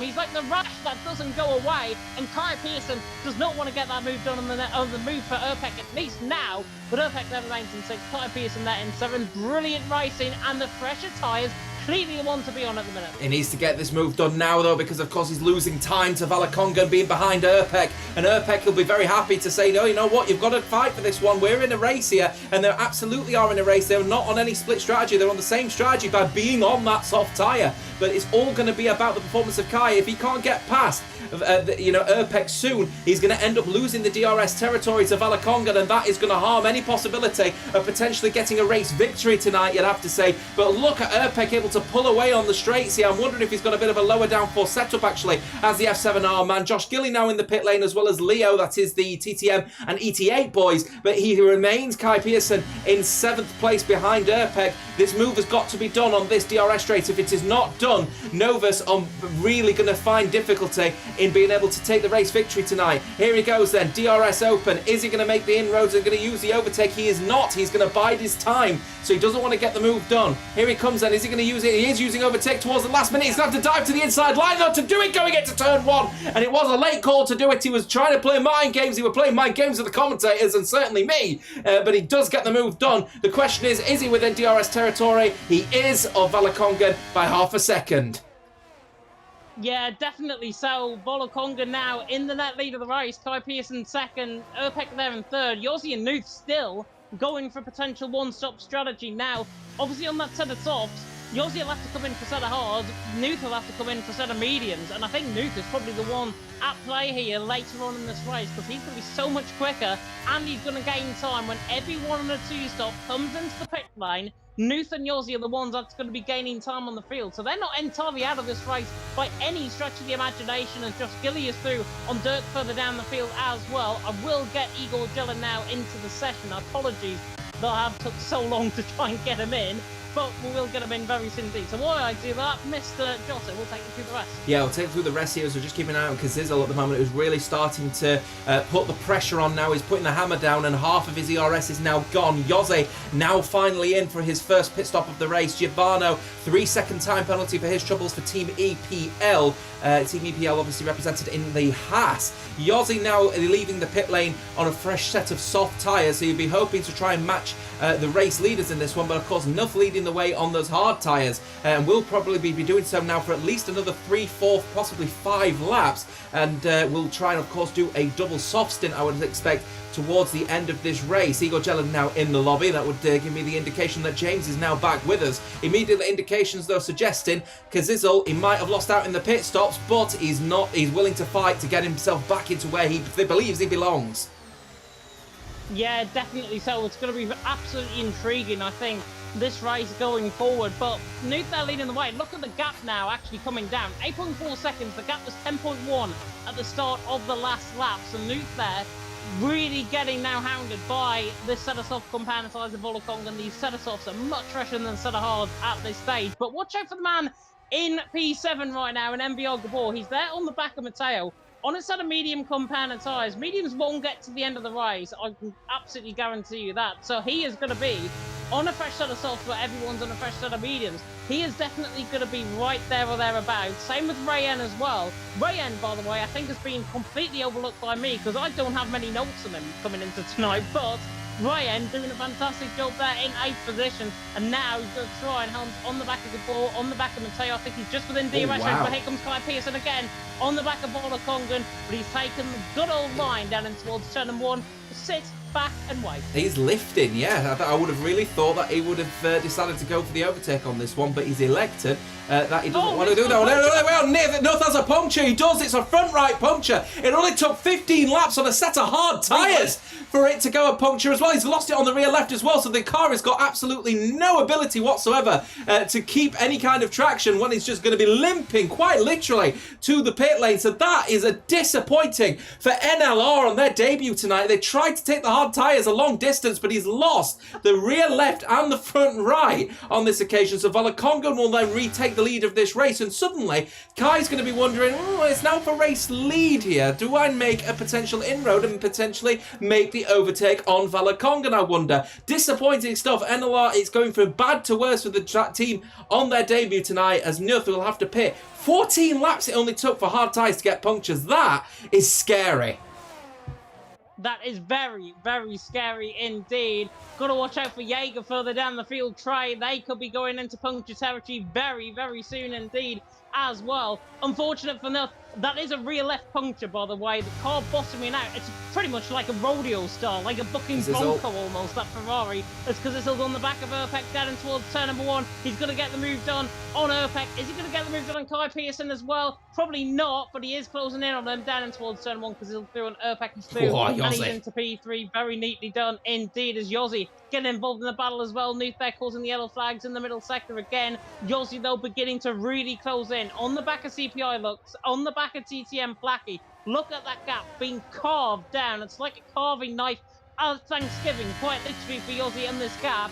10th position for him. Luke in 9th, Flacky in 8th. They're sitting ducks compared to Yossi ahead as Gabor tries to get a beautiful switchback on the back of Matteo. Coming through turn number 7, not going to get that one done. Yeah, no, unlucky that one actually. I remember on the medium tyre now, of course, are Gabba and Rara at the moment, so they will keep pushing as hard as they can. Of course, the soft tyres are now going to be falling a little bit off a cliff at the moment, so Gabba is probably going to be the quickest driver out on circuit at the moment, at least in the top 7, and we'll not excuse Yossi at the moment, who is flying at the moment and trying to get past the Cedar Phoenix in night driver of Luke, as F7R Yossi is now able to get up to 9th place. Treya, 5-second time penalty for speeding in the pit lane, and then the inevitable retirement for the TF10 man. The TF10 then down to just one driver, and that is Dirk in 13th place on the set of hard tyres.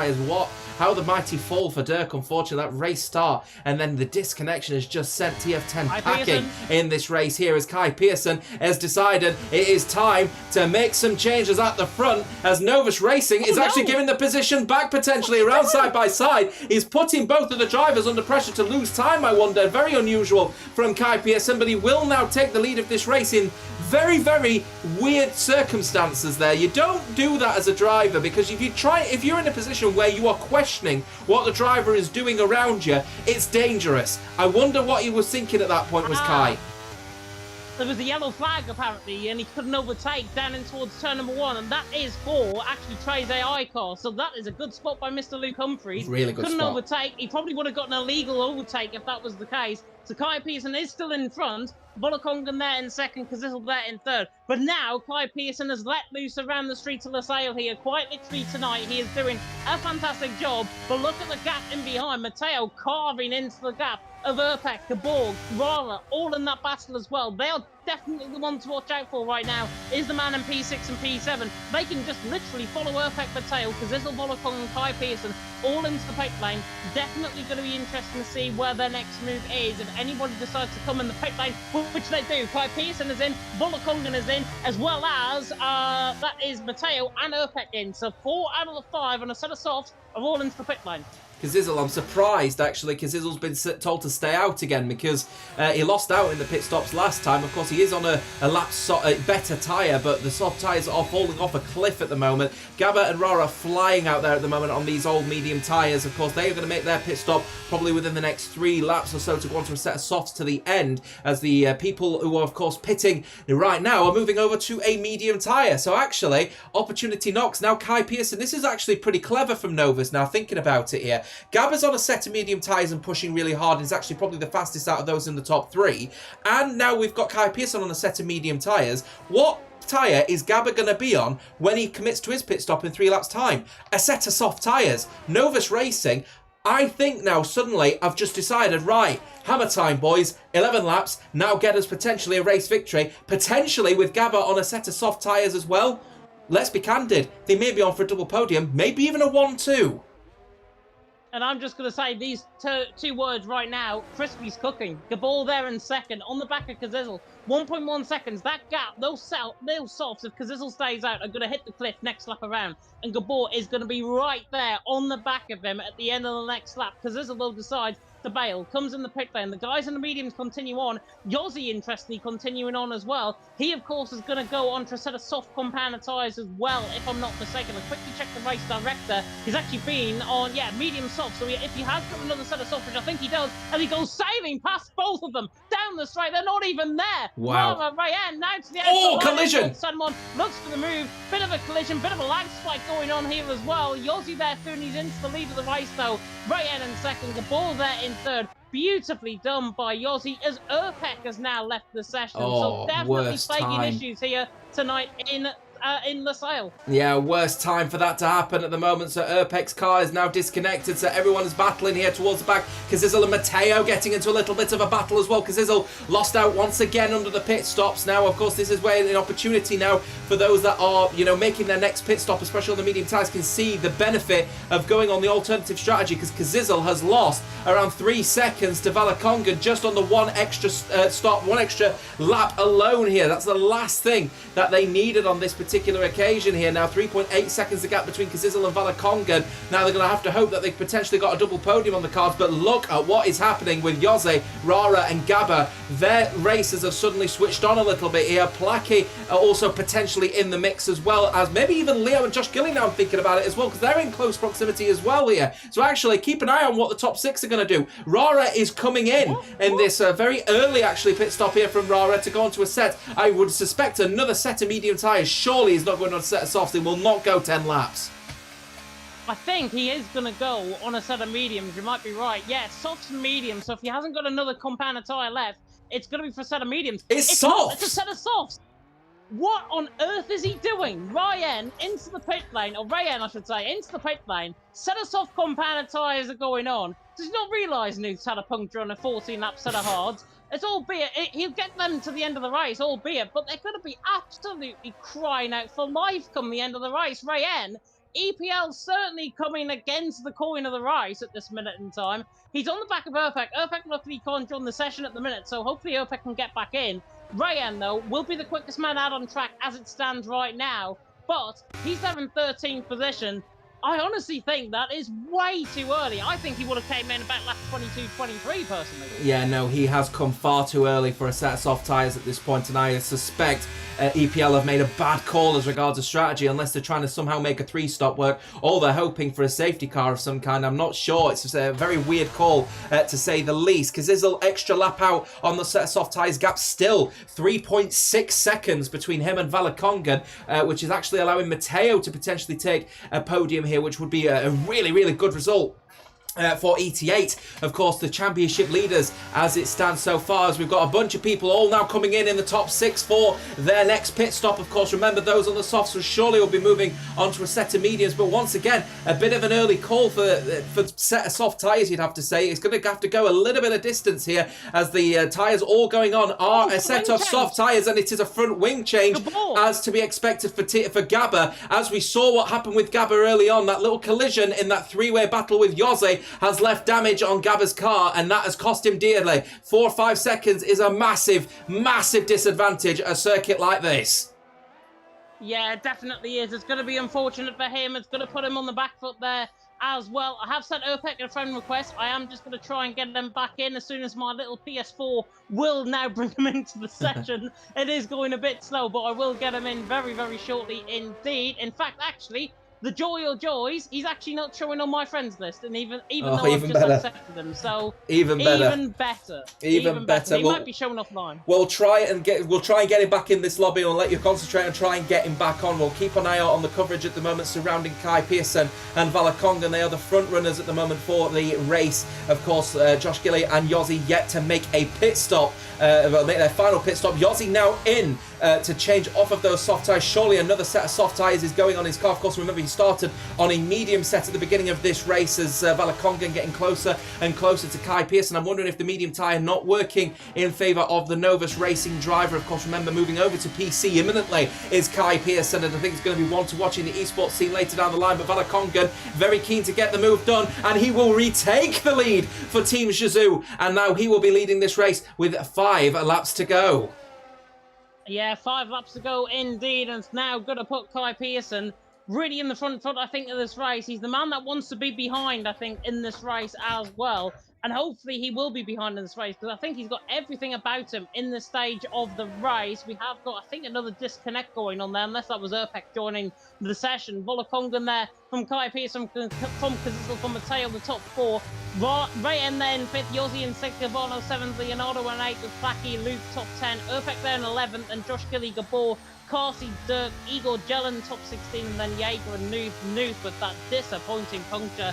He is going to be absolutely livid with himself further down the field. Valakongan leading, Kai Pearson 2nd, Kazisel there in 3rd. I'm going to quickly check and make sure Uppbeat is appearing online. I have just given it a couple of minutes to try and refresh, and he is still not showing online for me. Oh dear, it's a bit of a disappointing stuff. We're trying to get Uppbeat into the F7R. I've got the best opportunity to earn some points here tonight. Yossi is their longest shout now, of course, on a set of soft tyres. Rara managed to, of course, move onto the set of soft tyres earlier, which has given him the jump, but he is losing time to Yossi already there, as we finally think we might be able to get Uppbeat in on this one. Apologies, of course, to F7R on that one, but I think that is very much a Codemasters issue as opposed to our issue on this occasion. Towards the front, of course, Mateo keeping the pressure on Kazisel, but as it stands so far, Kai Pearson is just going to maintain exactly what he did throughout this race. Keep putting Valakongan under pressure and maybe look for an overtake towards the end of this race. As it stands though, Shizou 1-3, Novus 2, ET8 4. Flaki getting through on Gavano as well. There's Luke going through on Gavano as well. Those tyres are absolutely looking shot at this stage. They're down in P10. Uppbeat there is back into the session, which I'm delighted to say, and he's just taking control of his car as well. On the set of medium compounder tyres, going to bring him back into play later on in the race. The damage I think is already done. But to say, actually, Uppbeat is what? 16 seconds behind Valakongan in the race lead. I mean, he's still not too far. For late safety car could change everything still. I'm just keeping an eye. I just went on board with Giovanna because you mentioned about the 9-lap-old hard tyres. I wanted to see what 9-lap-old hard tyres look like, and he's understeering everywhere at the moment, and that is what Nuth had to deal with for 5 laps before the tyres went pop. I'm not sure how Nuth managed to hold on for that long, thinking that, these tyres are all right. That is absolutely shocking, to say the least, of these hard tyre Pirellis at the moment, and surely Giovanna has got to be in for EPL. It would be so unwise for EPL. They've already made one potentially bad strategy call with Rara. It would be really bad to keep Giovanna out now. Here he comes then. Is he coming into the pit lane? He's not. He's staying out another lap on 10-lap-old hard tyres. They went pop on 2 sides at lap 14. EPL, get your man in as soon as possible. And Yossi's now getting the move done on right end down the pit lane, down the pit straight, even in towards turn number 1. Yossi through, and he's into 5th. He is the man to watch out for at this stage. 3.9 seconds off the back of Matteo. Matteo is held up in a bit of a pocket behind Kazizel.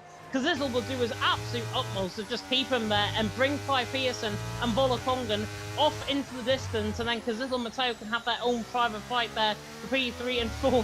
Cobb saying in the chat, EPL are so weird apparently. Well, maybe tend to agree with the strategy calls that they're doing right now. Is Josh Gilly there looking to the inside line as well, and you know you're in trouble when you've got Josh Gilly at the inside of you in towards turn number 6. Now to the outside of turn number 7, the Williams flies around the outside line. Job done for him. Gabor now looking through on EPL Gavano as well.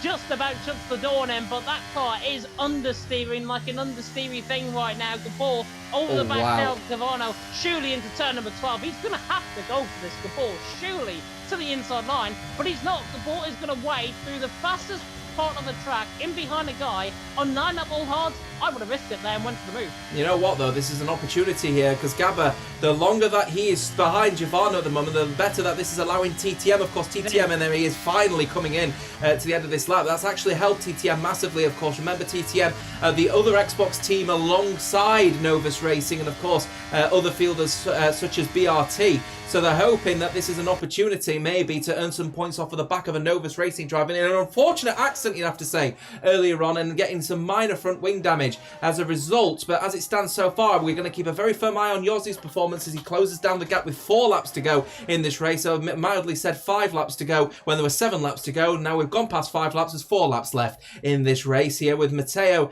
trying to hold on here potentially to a little bit of a DRS train here to hold on for P4, and obviously ET8 will be wanting to get at least some good points. They will be getting good points with 4th and 7th respectively, but I think Team Shazoo are going to be earning big points and will take the lead in the championship as it stands with this performance so far from the Mercedes outfit. But of course, never discredit the Kai Pearson and Novus Racing. They have got a potential race victory on the cards here, but what is Pearson cooking? Pearson is definitely cooking. I'll tell you somebody else that's cooking further down the field as well. Bit of an underdog performance currently. DPI, look, in there in 9th position, on the back of Placky, on the back of Leonardo, holding his own on those compounder tyres. CPI on there for their first point score of the finish, and to overtake NLR again in terms of the championship after the sprint point results for Nuth in P9. And Luke there in 9th position, looking to try and pick up some really good points. Back on with the leaders. Kai Pearson there looking to the back of Volokong, Kazizel there in 3rd, Matteo there in 4th. All now joined at the hip, but look at the gap in behind. Yossi, 2.2 seconds. These guys are going to put the brakes on now out in front.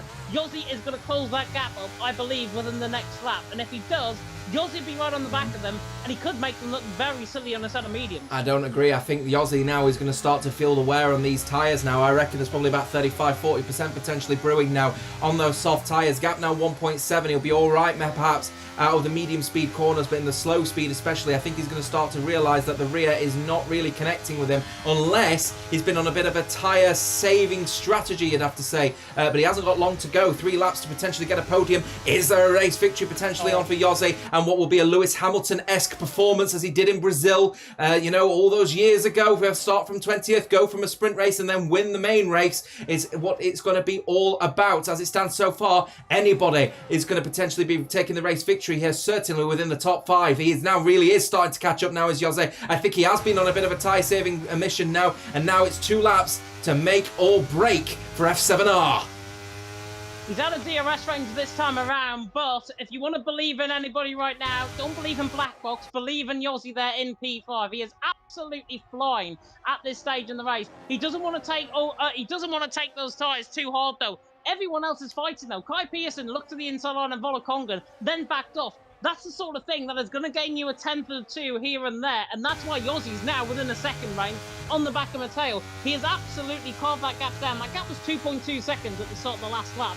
Now it's less than a second. Yossi has done exactly what I thought. And again, may as well call him Mr. James here in the commentary box, because I got that absolutely spot on. Yossi there in 5th on the back of Matteo. It's just whether or not now with Yossi, those tyres can last another 2 laps. They're going to be fresher still than the mediums right to the end of the race. Yossi there is a man who is absolutely determined. I said it in the sprint. where he would be qualifying what then in P20 he was for the sprint. He made 7-8 moves on the first lap of the race. He is very aggressive in terms of his overtaking. Yossi needs this overtaking now to be aggressive to try and have a chance of race win. And just keep an eye out, on Yossi now is really starting to put that pressure on Matteo with 2 laps to go here. Podium is definitely on the cards for Yossi. The question is it potentially going to be more going through the right hand then? And this is where we're going to start to see, I think, the pressure now develop. But F7R Yossi is known for being a little bit melodramatic with his ERS button, shall we say. And you can see that he has been certainly hemorrhaging a lot of time as a result of that one. Kai Pearson is now back in the lead of this race and will be hoping that he can hold on despite the DRS train for Novus Racing's first race win of the season. While this is all happening, Leo for ET8 also under a little bit of, actually was under pressure in an overtake against Plaque. Now Plaque now down to 8th place. Remember, they are now starting to get on wearing a bit thin on those soft tyres, to say the least. Yossi really is now putting the pressure on our Matteo. This is the ET8 driver trying his hardest, but look at the door, perfectly shot and excellently defended from Matteo. That is what you call very crisp car positioning there from the man in 4th position, from the man on the set of mediums, who is really beginning to feel those tyres. You can see on the rear right compounder tyre, that black rain going through the centre of the tyre. That is blistering now occurring on the mediums in front. Yossi's got a little bit of that on the front right as well. Not too much though. Yossi will carry this forward, but I think he's too far back to really have an impact now on this race result. It's Kai Pearson against Team Shazoo, it seems. Matteo now just beginning to lose the coattails of Kazizel. Matteo there in 4th, Yossi there in 5th. EOS, by the way, going on to the final lap of the race. Kai Pearson has got 71%. Volakongan 22, Kazizel 40, Matteo 56, Yossi on 27. The final lap of the race about to begin here in Lestale. Kai Pearson leads, maybe not for long, because Volakongan is storming at him down towards turn 1, but he's not close enough. Oh, what a gap. What a great lap that 28th lap was for Kai Pearson in that one, as NLR Rara and the Leo will go with that one. And getting into there as well as Plaque, also trying his hardest to make some inroads, but the Seeded Phoenix Igniter, Luke, will remain in 8th place. Great effort from CPI, and actually a great race from CPI. Luke actually will be smiling from ear to ear for 8th place, but towards the front at the moment, Matteo is holding on for dear life for P4 at the moment. And you know what an effort indeed from the top 4 to hold Yossi back. Unfortunately, the DRS trend has just not helped the McLaren at all, and they'll have to settle for 5th place in the end. Of course, Urpek down in 12th, the disconnection not helping him out at all, but it is all going to be about Kai Pearson at the moment, who really is now just going to push so hard out there at the moment. And look at that amazing effort indeed from the runners out there, and as they can continue on with the battle here down for P8 at the moment, who is really doing their effort here to try and get P7 is CPI, and the CPI will be hoping to just get some points on the board here. That's all they wanted, but they're going to be on for a fight potentially for P7 and even bigger points than perhaps maybe they even anticipated on this occasion. His teammate Igor Jelen is down in 18th. They're not going to be getting any points on this occasion. Around the outside potentially, no, not on this occasion. He is going to hold it though around there. It's a really good effort indeed. We have to go back towards the front though, as it will be a race victory for Kai Pearson, who will take a victory for Team Shazoo and for Novus Racing for Team Shazoo's Volakongan and Kazizel. Mateo will finish in 4th for ETA and a good effort, and Yossi will finish in P5 in the end, and ETA 6th place in the end for Leo, with Rara in 7th and CPI in 8th. Plaque is in 9th from Gabba and Josh Gilly rounding out 10th and 11th. Urpek in the end finishing in a disappointing 12th, with BRT's Karse in 13th. His teammate Jaeger down in 16th, separated by Dirk and Giovanno, who runs out of fuel on the line, and EPL will take at least a couple of points as a result of that one, and TF10 will only take a singular point, who then retires immediately and leaves the session out. Complete frustration of what has been a very disappointing race for TF10. Yeah, he will hold that 15th position though. Gavano there in 14th. Unfortunate, I think, for Dirk in the end, right down towards the bottom end of the field. But Kai Pearson absolutely took that race off the scruff of the neck. He had Volakongan and Kazizel in his back pocket on the way to Tesco's. Kai Pearson did a fantastic job. Volakongan there in 2nd, Kazizel there in 3rd. Shazoo tried to outmaster the master, but you can't outmaster the master. The console tier 1 champion out on top. Kai Pearson, the newly crowned race clutch man, now of course racing for Novus Racing here in Lacey Division, out on top. Shazoo will be very happy with a 2 and 3, but as I say, they've just been outschooled by a very good talent.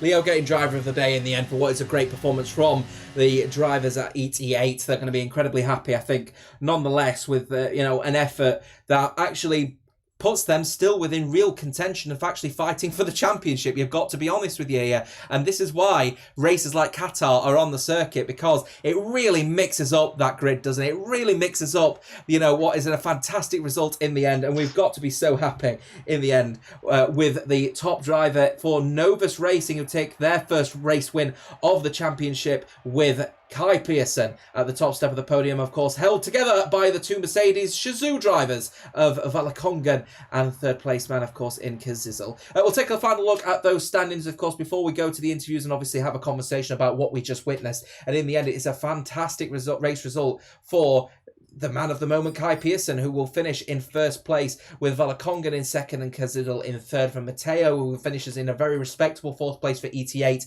as well as Leo finishing a very good sixth place from 19th on the grid. Great result for ET8. Jose scratched together a fifth place result from 20th in the sprint race and 10th, of course, from the major race. Good result from him. Rara in 7th from Luke, Placky and Gabba. Gilly finishes in 11th with Erpek in 12th. Carsi in 13th. And then Giovanno in 14th from Jaeger, finishing in 15th in the final of the points that earned the points from Nuth rather, Igor Jelen, and then, of course, Dirk, Treya and Justin. Of course, Dirk will reclaim his position in 15th place for that one. What a race that was in the end, as to be expected in Qatar. We have to be, perfectly candid. There was obviously quite a bit of challenging out there with the race strategies, and, it was very difficult to follow at times. But in the end, Team Shazoo will be disappointed they couldn't convert their 1-2 into a 1-2, but they did get the double podium at least. They did get a double podium, and I think well done on a double podium as well, because Qatar is very, very difficult. Both had very good form coming into tonight. Kazizel obviously picking up a race win here in PSGL. Valakongan picking up a podium in PSGL as well, and obviously taking the race win last night as well. So he had very, very good form coming into tonight. But Kai Pearson just made them look pretty ordinary on that final lap of the race. I've got to be honest, because Team Shazoo just got put in Kai Pearson's back pocket, and Kai Pearson's like, yeah, we're off. We're going to go on and win this race. Kai Pearson did a fantastic job. Hopefully we'll be able to hear from him. I know for a fine fact, though, we are going to be hearing from Kazizel, who was in the waiting room. Yeah, in fact, we'll get Kazizel in and have a quick conversation with the man. Actually, we've got Kai as well with us. So what we'll do is we'll start with that Kai actually immediately off the blocks, because it looks like we're going to have everyone in as well, which is absolutely fantastic. So we'll head over to the interview screen actually and have a quick conversation immediately out the blocks with Kai. Kai, great result today, mate. You should be really, really happy with that performance. In the end, you managed to take, a very solid victory from, a really scrappy race in the end, deciding who's going to be the lead driver throughout the race. In the end, you just went for it on the 28th, sped away for the 29th, and it was pretty clear cut for you, as it looks like he's actually just gone straight into the interview room once again. So fingers crossed we can drag him back into, this commentary box. Fingers crossed we can get him back in this one. Otherwise, we'll skip over to second place in the end. Let's see if we can get him back in this one. I think we have just got him back in. Kai, great result from yourself anyway, buddy. 28th lap, you decided to go for it. 29th, you've sped away. How you feeling? Good result? Yeah, very good, thanks. It was very tough in the first stint, trying to get past the Shazoo people, because I realised that, I think it was maybe both of them, I don't know, but because his straight line speed was pretty good, so he just created the gap in the middle, and then it was pretty impossible to get past. But in the pit stops, I knew I'd get one of them by undercutting, because I can't obviously pit the same lap. And then, yeah, I tried to stay second most of the race, because when I was leading, I just lost battery. So stayed in second, and then got to 100%, took the lead and pulled away on the last lap. It's a good result in the end for yourself, nonetheless, because you get, you've managed to sort of set in stone exactly what you wanted from, the race. You've now obviously managed to get Novus's first race win of this championship, obviously coming off of the back of your amazing personal news of obviously being on the academy roster for Race Clutch. So, looking at it now, what is the next step for you? Are you going to keep on with Novus and really sort of endeavour to try and get, Novus as the staple of the best Xbox team before you move to PC, or are you now electing to say, no, that's my signing off for the console tier? No, I'm sure that, I think that Novus is the best on, I know Xbox, but challenging the best on console anyway. And I'm going to stick with them for this season of World to ensure that they are the best on console. And then after the World season finishes, that will be probably it of console. James. Yeah, it'll be a sad thing when that day does come for sure. But Kai Pearson, fantastic race win from you bad on track. Going into how next week is going to look, of course, we've got the custom weather, we've got Bahrain. First of all, have Novus decided who's going to be racing? And second of all, if you are racing around there, how do you think you're going to get on? They have decided, but I will not say who's racing. So I can't really comment on the next question either. I'm not going to say whether I'm racing or not. Keeping us suspense. Terrible. I have a feeling that with the custom weather, it's going to be dry, wet, dry. That's what I'm thinking. Yeah, but I'm also thinking that, to be honest. We've been told something earlier on by Mr. Luke Humphries, which I'm not at liberty to say live on stream. But yeah, custom weather is going to be very interesting in Bahrain. But as well, I just want to speak and touch on about Race Clutch Academy. Congratulations on that move. I think it's a very good, important move for you. How do you think you're going to settle in with the team, and how on earth are you going to go? Because obviously that's your first win now under the team. Yeah. No, I've settled in very well. I've been speaking to the people in Race Clutch for the past couple of weeks. But yeah, no, it's just a good environment, and I back them 100% to get me where I want to be.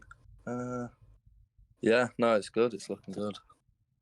Yeah, and he's got his console brother Reese Linton alongside him in Race Clutch Academy as well, which is always, always good. That is all my questioning for me. Back to you, Jota. Thank you very much, and a great result from yourself, Kai. Thank you very much for your time, and we look forward to seeing you at the next race with Novus. Moving over then, Team Shazoo. We'll go over to Volakongan first. I mean, it's a great, valiant effort from yourself, to be fair, battling it out with Kai throughout the throughout the race. In the end, it is a second place from pole.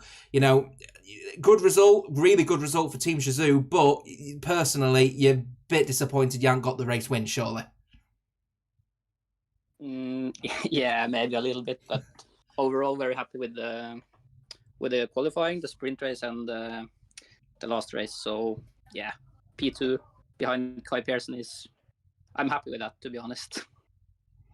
It's a valiant effort, to be fair. Team Shazoo obviously going to be earning some big points tonight. Obviously, ETA were going in as the championship leaders in this race, of course, only first round, but they've managed to secure a good 4th and 6th. So Team Shazoo obviously are a team that are going to be considering themselves as championship runners, let's be candid. But it looks like to me that there's a bit more competition than maybe you guys expected. I don't know if I'm the right person to answer that question, but yeah, maybe. But I'm sure everyone at our team will do their best and try to finish as high as possible at the end of the season. James. Long time no see, Volakongan. Second time in 24 hours. He's going to get sick of the sight of me. Yeah, going into obviously that race in Qatar, there was a big emphasis on the strategy, big emphasis as well on fuel management and ERS management, but also time management as well. What was the plan for Team Shazoo from the sprint race? Because if you had 1-2 there, it looked to me as if it was set in stone that you were just going to be working together to try and beat the man of NVR. Yeah, but it's difficult with when we have to pit both cars, we can pit the same lap, and the undercut is quite strong. So, yeah, I don't know, it's like 2-3 seconds. That's a lot of positions. So, yeah, it was difficult, but I think we did a quite good job. Yeah, definitely did a good job as well. Obviously, Kazizel finishing in P3 as well. Very strong result from your pairing. Looking with Team Shazoo going forward as well, now that OP is out of the picture as well, you're now considered the top 2 on console alongside F7R. Is that your goal, to beat F7R this season, or is it to actually win the championship? Again, I don't know if I'm the right person to answer, but yeah, of course we have to try to win, and just let's see where it takes us at the end. Now, I'll have to pose challenging questions to somebody. You're the first representative. Otherwise, it would have been Kazizel that would have got this stake. But that's it for me. Thank you very much for your time on that one, James. We'll try again next time with the Self Valakongan. I think it was a bit early in the championship to really push for some difficult questions at the moment, but we are going to keep trying because the fans want to hear it. So we'll try Kazizzle then if we're going to go down the route with Team Shazoo. I mean, it's a great effort. Again, same question sort of applies to you here. Great effort for Team Shazoo. It's a great points haul for Team Shazoo. You're surely going to be fighting out for championship. You were fighting out for a championship last season. F7R are starting to show some real strain at the moment by the looks of things after the first couple of rounds. But surely, looking around you, the competition is seriously fierce. Is that something perhaps you guys weren't expecting? Sure, like going into the season, obviously last season was quite disappointing I feel like everyone can agree. So, we come into this with a different mindset that obviously I feel like last season, the thing we missed was consistency. I feel like we do have some of the fastest drivers on console, like just outright pace. But I feel like even from my side, there were like times where I'm fighting for a podium and I end up 8th, and that's just not good enough. And with a grid like this, even though we don't have OP, we still have a lot of people who are actually quite surprising when it comes to their pace and teams. So at the end of the day, we've always got to perform because otherwise we're not going to be able to get the points we need. And, at the end of the day, I think as Shazoo, our target should be to win, World. Otherwise, what are we doing this for? That's the answer we're looking for, isn't it? To try and get something sort of clear cut in this one. We've got a driver setting in stone that you're looking for the championship. This is an opportunity where you said consistency was the problem. It's something I've been, and I'm sure James is going to end up bleeding at the ears when I keep repeating that it was been a serious issue when it came to consistency between the big three, last season. So looking forward to this season, that consistency that you and Valakongan took into this particular race. Is this something that you guys have been working on to really, really push for that championship this year? Yeah, 100%. I mean, even in practice, we're doing, well, I'm not going to say exactly what we're doing, but we're definitely taking steps in order to be more consistent in the quality and the race. And I mean, for my qualifying session, it didn't go well, last round I was P17, Luckily I got it together, it's P3, but, we shouldn't be having that sort of hiccups, it should be clean sailing all the way through. So we've still got some things to iron out, but at the end of the day, I think it's definitely improvement on the start we had to last year. Thank you very much for that one, James. I'm going to ask you a pretty hard question, I've got to be honest. Would you wanted more ERS going on to the final couple laps of the race? Because Kai Pearson was ahead of you, and I don't know if you knew, but he had double the amount of ERS on you going into the final couple laps of the race. Yeah, I was aware. To be honest, that race was really challenging because the first stint I realised that I was rapid down the straight. I did make some setup tweaks and stuff going into it, but I did not expect to be that quick. So I felt like I could use a bit of ERS and I'd get it back, but when I came out the pits and there was a 4-second gap to Vola and Kai, I ended up having to use a lot more ERS than I expected to get back within DRS. And then when the guys told me that he had like 90% ERS and I was sat on 40, I was like, oh God. And then, like at the end of the day, at a track like Qatar, you can only save like, if you're lucky, 5% a lap. So I knew that it's going to be a loser battle. And, at the end of the day, Kai done really well saving his ERS. And I feel like at the end of the day, he just deserved it. Yeah, it was all an uphill task, really, but you managed the race really well. Still a 2-3 finish as well from Team Shazoo's perspective. What is Team Shazoo's goal going into the rest of the season as well? Because obviously you have been on the podium around here before in Qatar. Looking ahead, of course, going into next week in Bahrain. Team Shazoo, I think, are very strong around there. How is the feeling in the camp going into next week? You know what? I feel like I feel everyone's quite positive. I mean, we had some... This is quite a decent start, and I feel like, I know everyone really well now in Shazoo. I've been here for quite a while. I feel like this is the most settled I think I've actually felt, and I think the team's felt since I've got here. And, everyone's sort of on a winning streak at the moment and feeling really positive. They got good form, so, we have a few secret weapons as well. Driver who hasn't drove yet, and I think everyone knows who we're talking about. So, I'm excited to see what happens in Bahrain. I don't even know who you're on about, so I need to go and do my homework, I think, after this. that is all from me, though. Jota, back over to you. Thank you very much, Kazizel, and great effort for yourself as well for P3, and great result for Team Shazoo as well, who I think, if my math all checks out, should be the leaders of the championship at the end of this one. We'll double check that one at the end of this particular interview set, because we do actually have a little bit of an exclusive arriving now here in WOR Legacy, as we now move over to the Constructors race winner, as we now head over to what I believe to be, I don't actually fully see it because of the truncation within the WR Legacy Discord, but I do believe that's Nath, who's now going to join us here for Novus Racing. A grand effort from yourself, Nath, and the rest of the team to obviously take a cracking result for Kai. Gabba a little bit unlucky perhaps with the front wing damage as well in that battle involving Yoze, but where does that leave Novus now? Are you guys going to be fighting for this championship? Yeah, I think we're very much in the championship fight. Pretty clear cut on that one. I think from there, he's obviously very interested to. We're very interested to hear sort of the nature of Novus Racing, actually, because you guys obviously have been are the leading Xbox team within the platform. You're obviously going to be fighting out with the likes of TTM. You're going to be fighting with the likes, of BRT as well. So the set expectation here, you guys are going to race towards the front. You've got Kai in your roster. You've got plenty of other drivers that also could take race victories.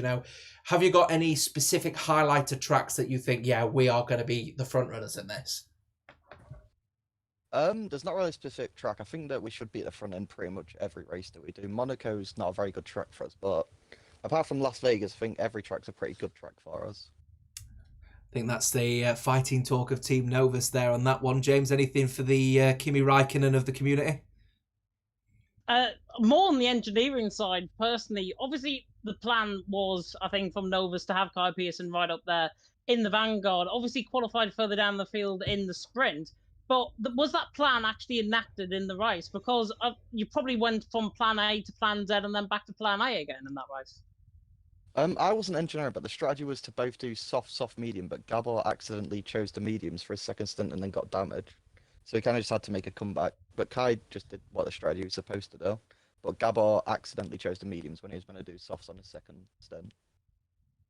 Blame the driver. I like it. Blame the driver. Yeah, Gabor there did a fantastic job, as did Novus, of course, with Kai Pearson taking that race win. Going into the rest of the season as well, I know Joss just touched on it there as well. Are there any tracks in particular that you think the team are going to be strong at? Obviously, Netherlands was a strong track for you last season for Liam Bowman's win. Is that going to be on the vanguard once again? Las Vegas, you mentioned there as well. Any others? I just do think that we'll be strong at every single track. Like, we have a roster good enough to win, so we're hoping that we can compete for the win. Now, I'm looking forward to seeing how the roster gets on, to be honest. I think Novus are going to be well up there and definitely the fighting chance of the race win. Congratulations on the result. Go and enjoy your evening. Thank you. See you later. And a valiant effort indeed to manage that particular interview. Nonetheless, a really, really good effort from all of the drivers out on the field. Thank you very much to every single one of you for your interviews tonight, as we just very quickly head over and back to the commentators' corner, if you will. James, in the end, it is a really good effort from the drivers out there. It's a very difficult circuit at the best of times, but the drivers managed it. They managed it well. We now head over to Bahrain. We're expecting, the track to be a little bit easier, but with that custom weather, it could be a little bit of a mixed bag. What do we expect going into round 3? I'm honestly expecting full wet conditions in Bahrain. Like I experienced around here in my league racing career and getting robbed of the race victory. But I will leave it at that because I don't want to dwell on that. I think, honestly, Bahrain, with that custom weather, it's going to put everything in the whole dimension. Obviously, I think what the drivers are going to be told, they're not going to find out until qualifying, apparently. So if that is the case, it's going to be really, really good. And it obviously keeps that hidden away. We get to find out as well within qualifying what the custom weather is going to be. So it's going to be really interesting. It's a whole new dynamic.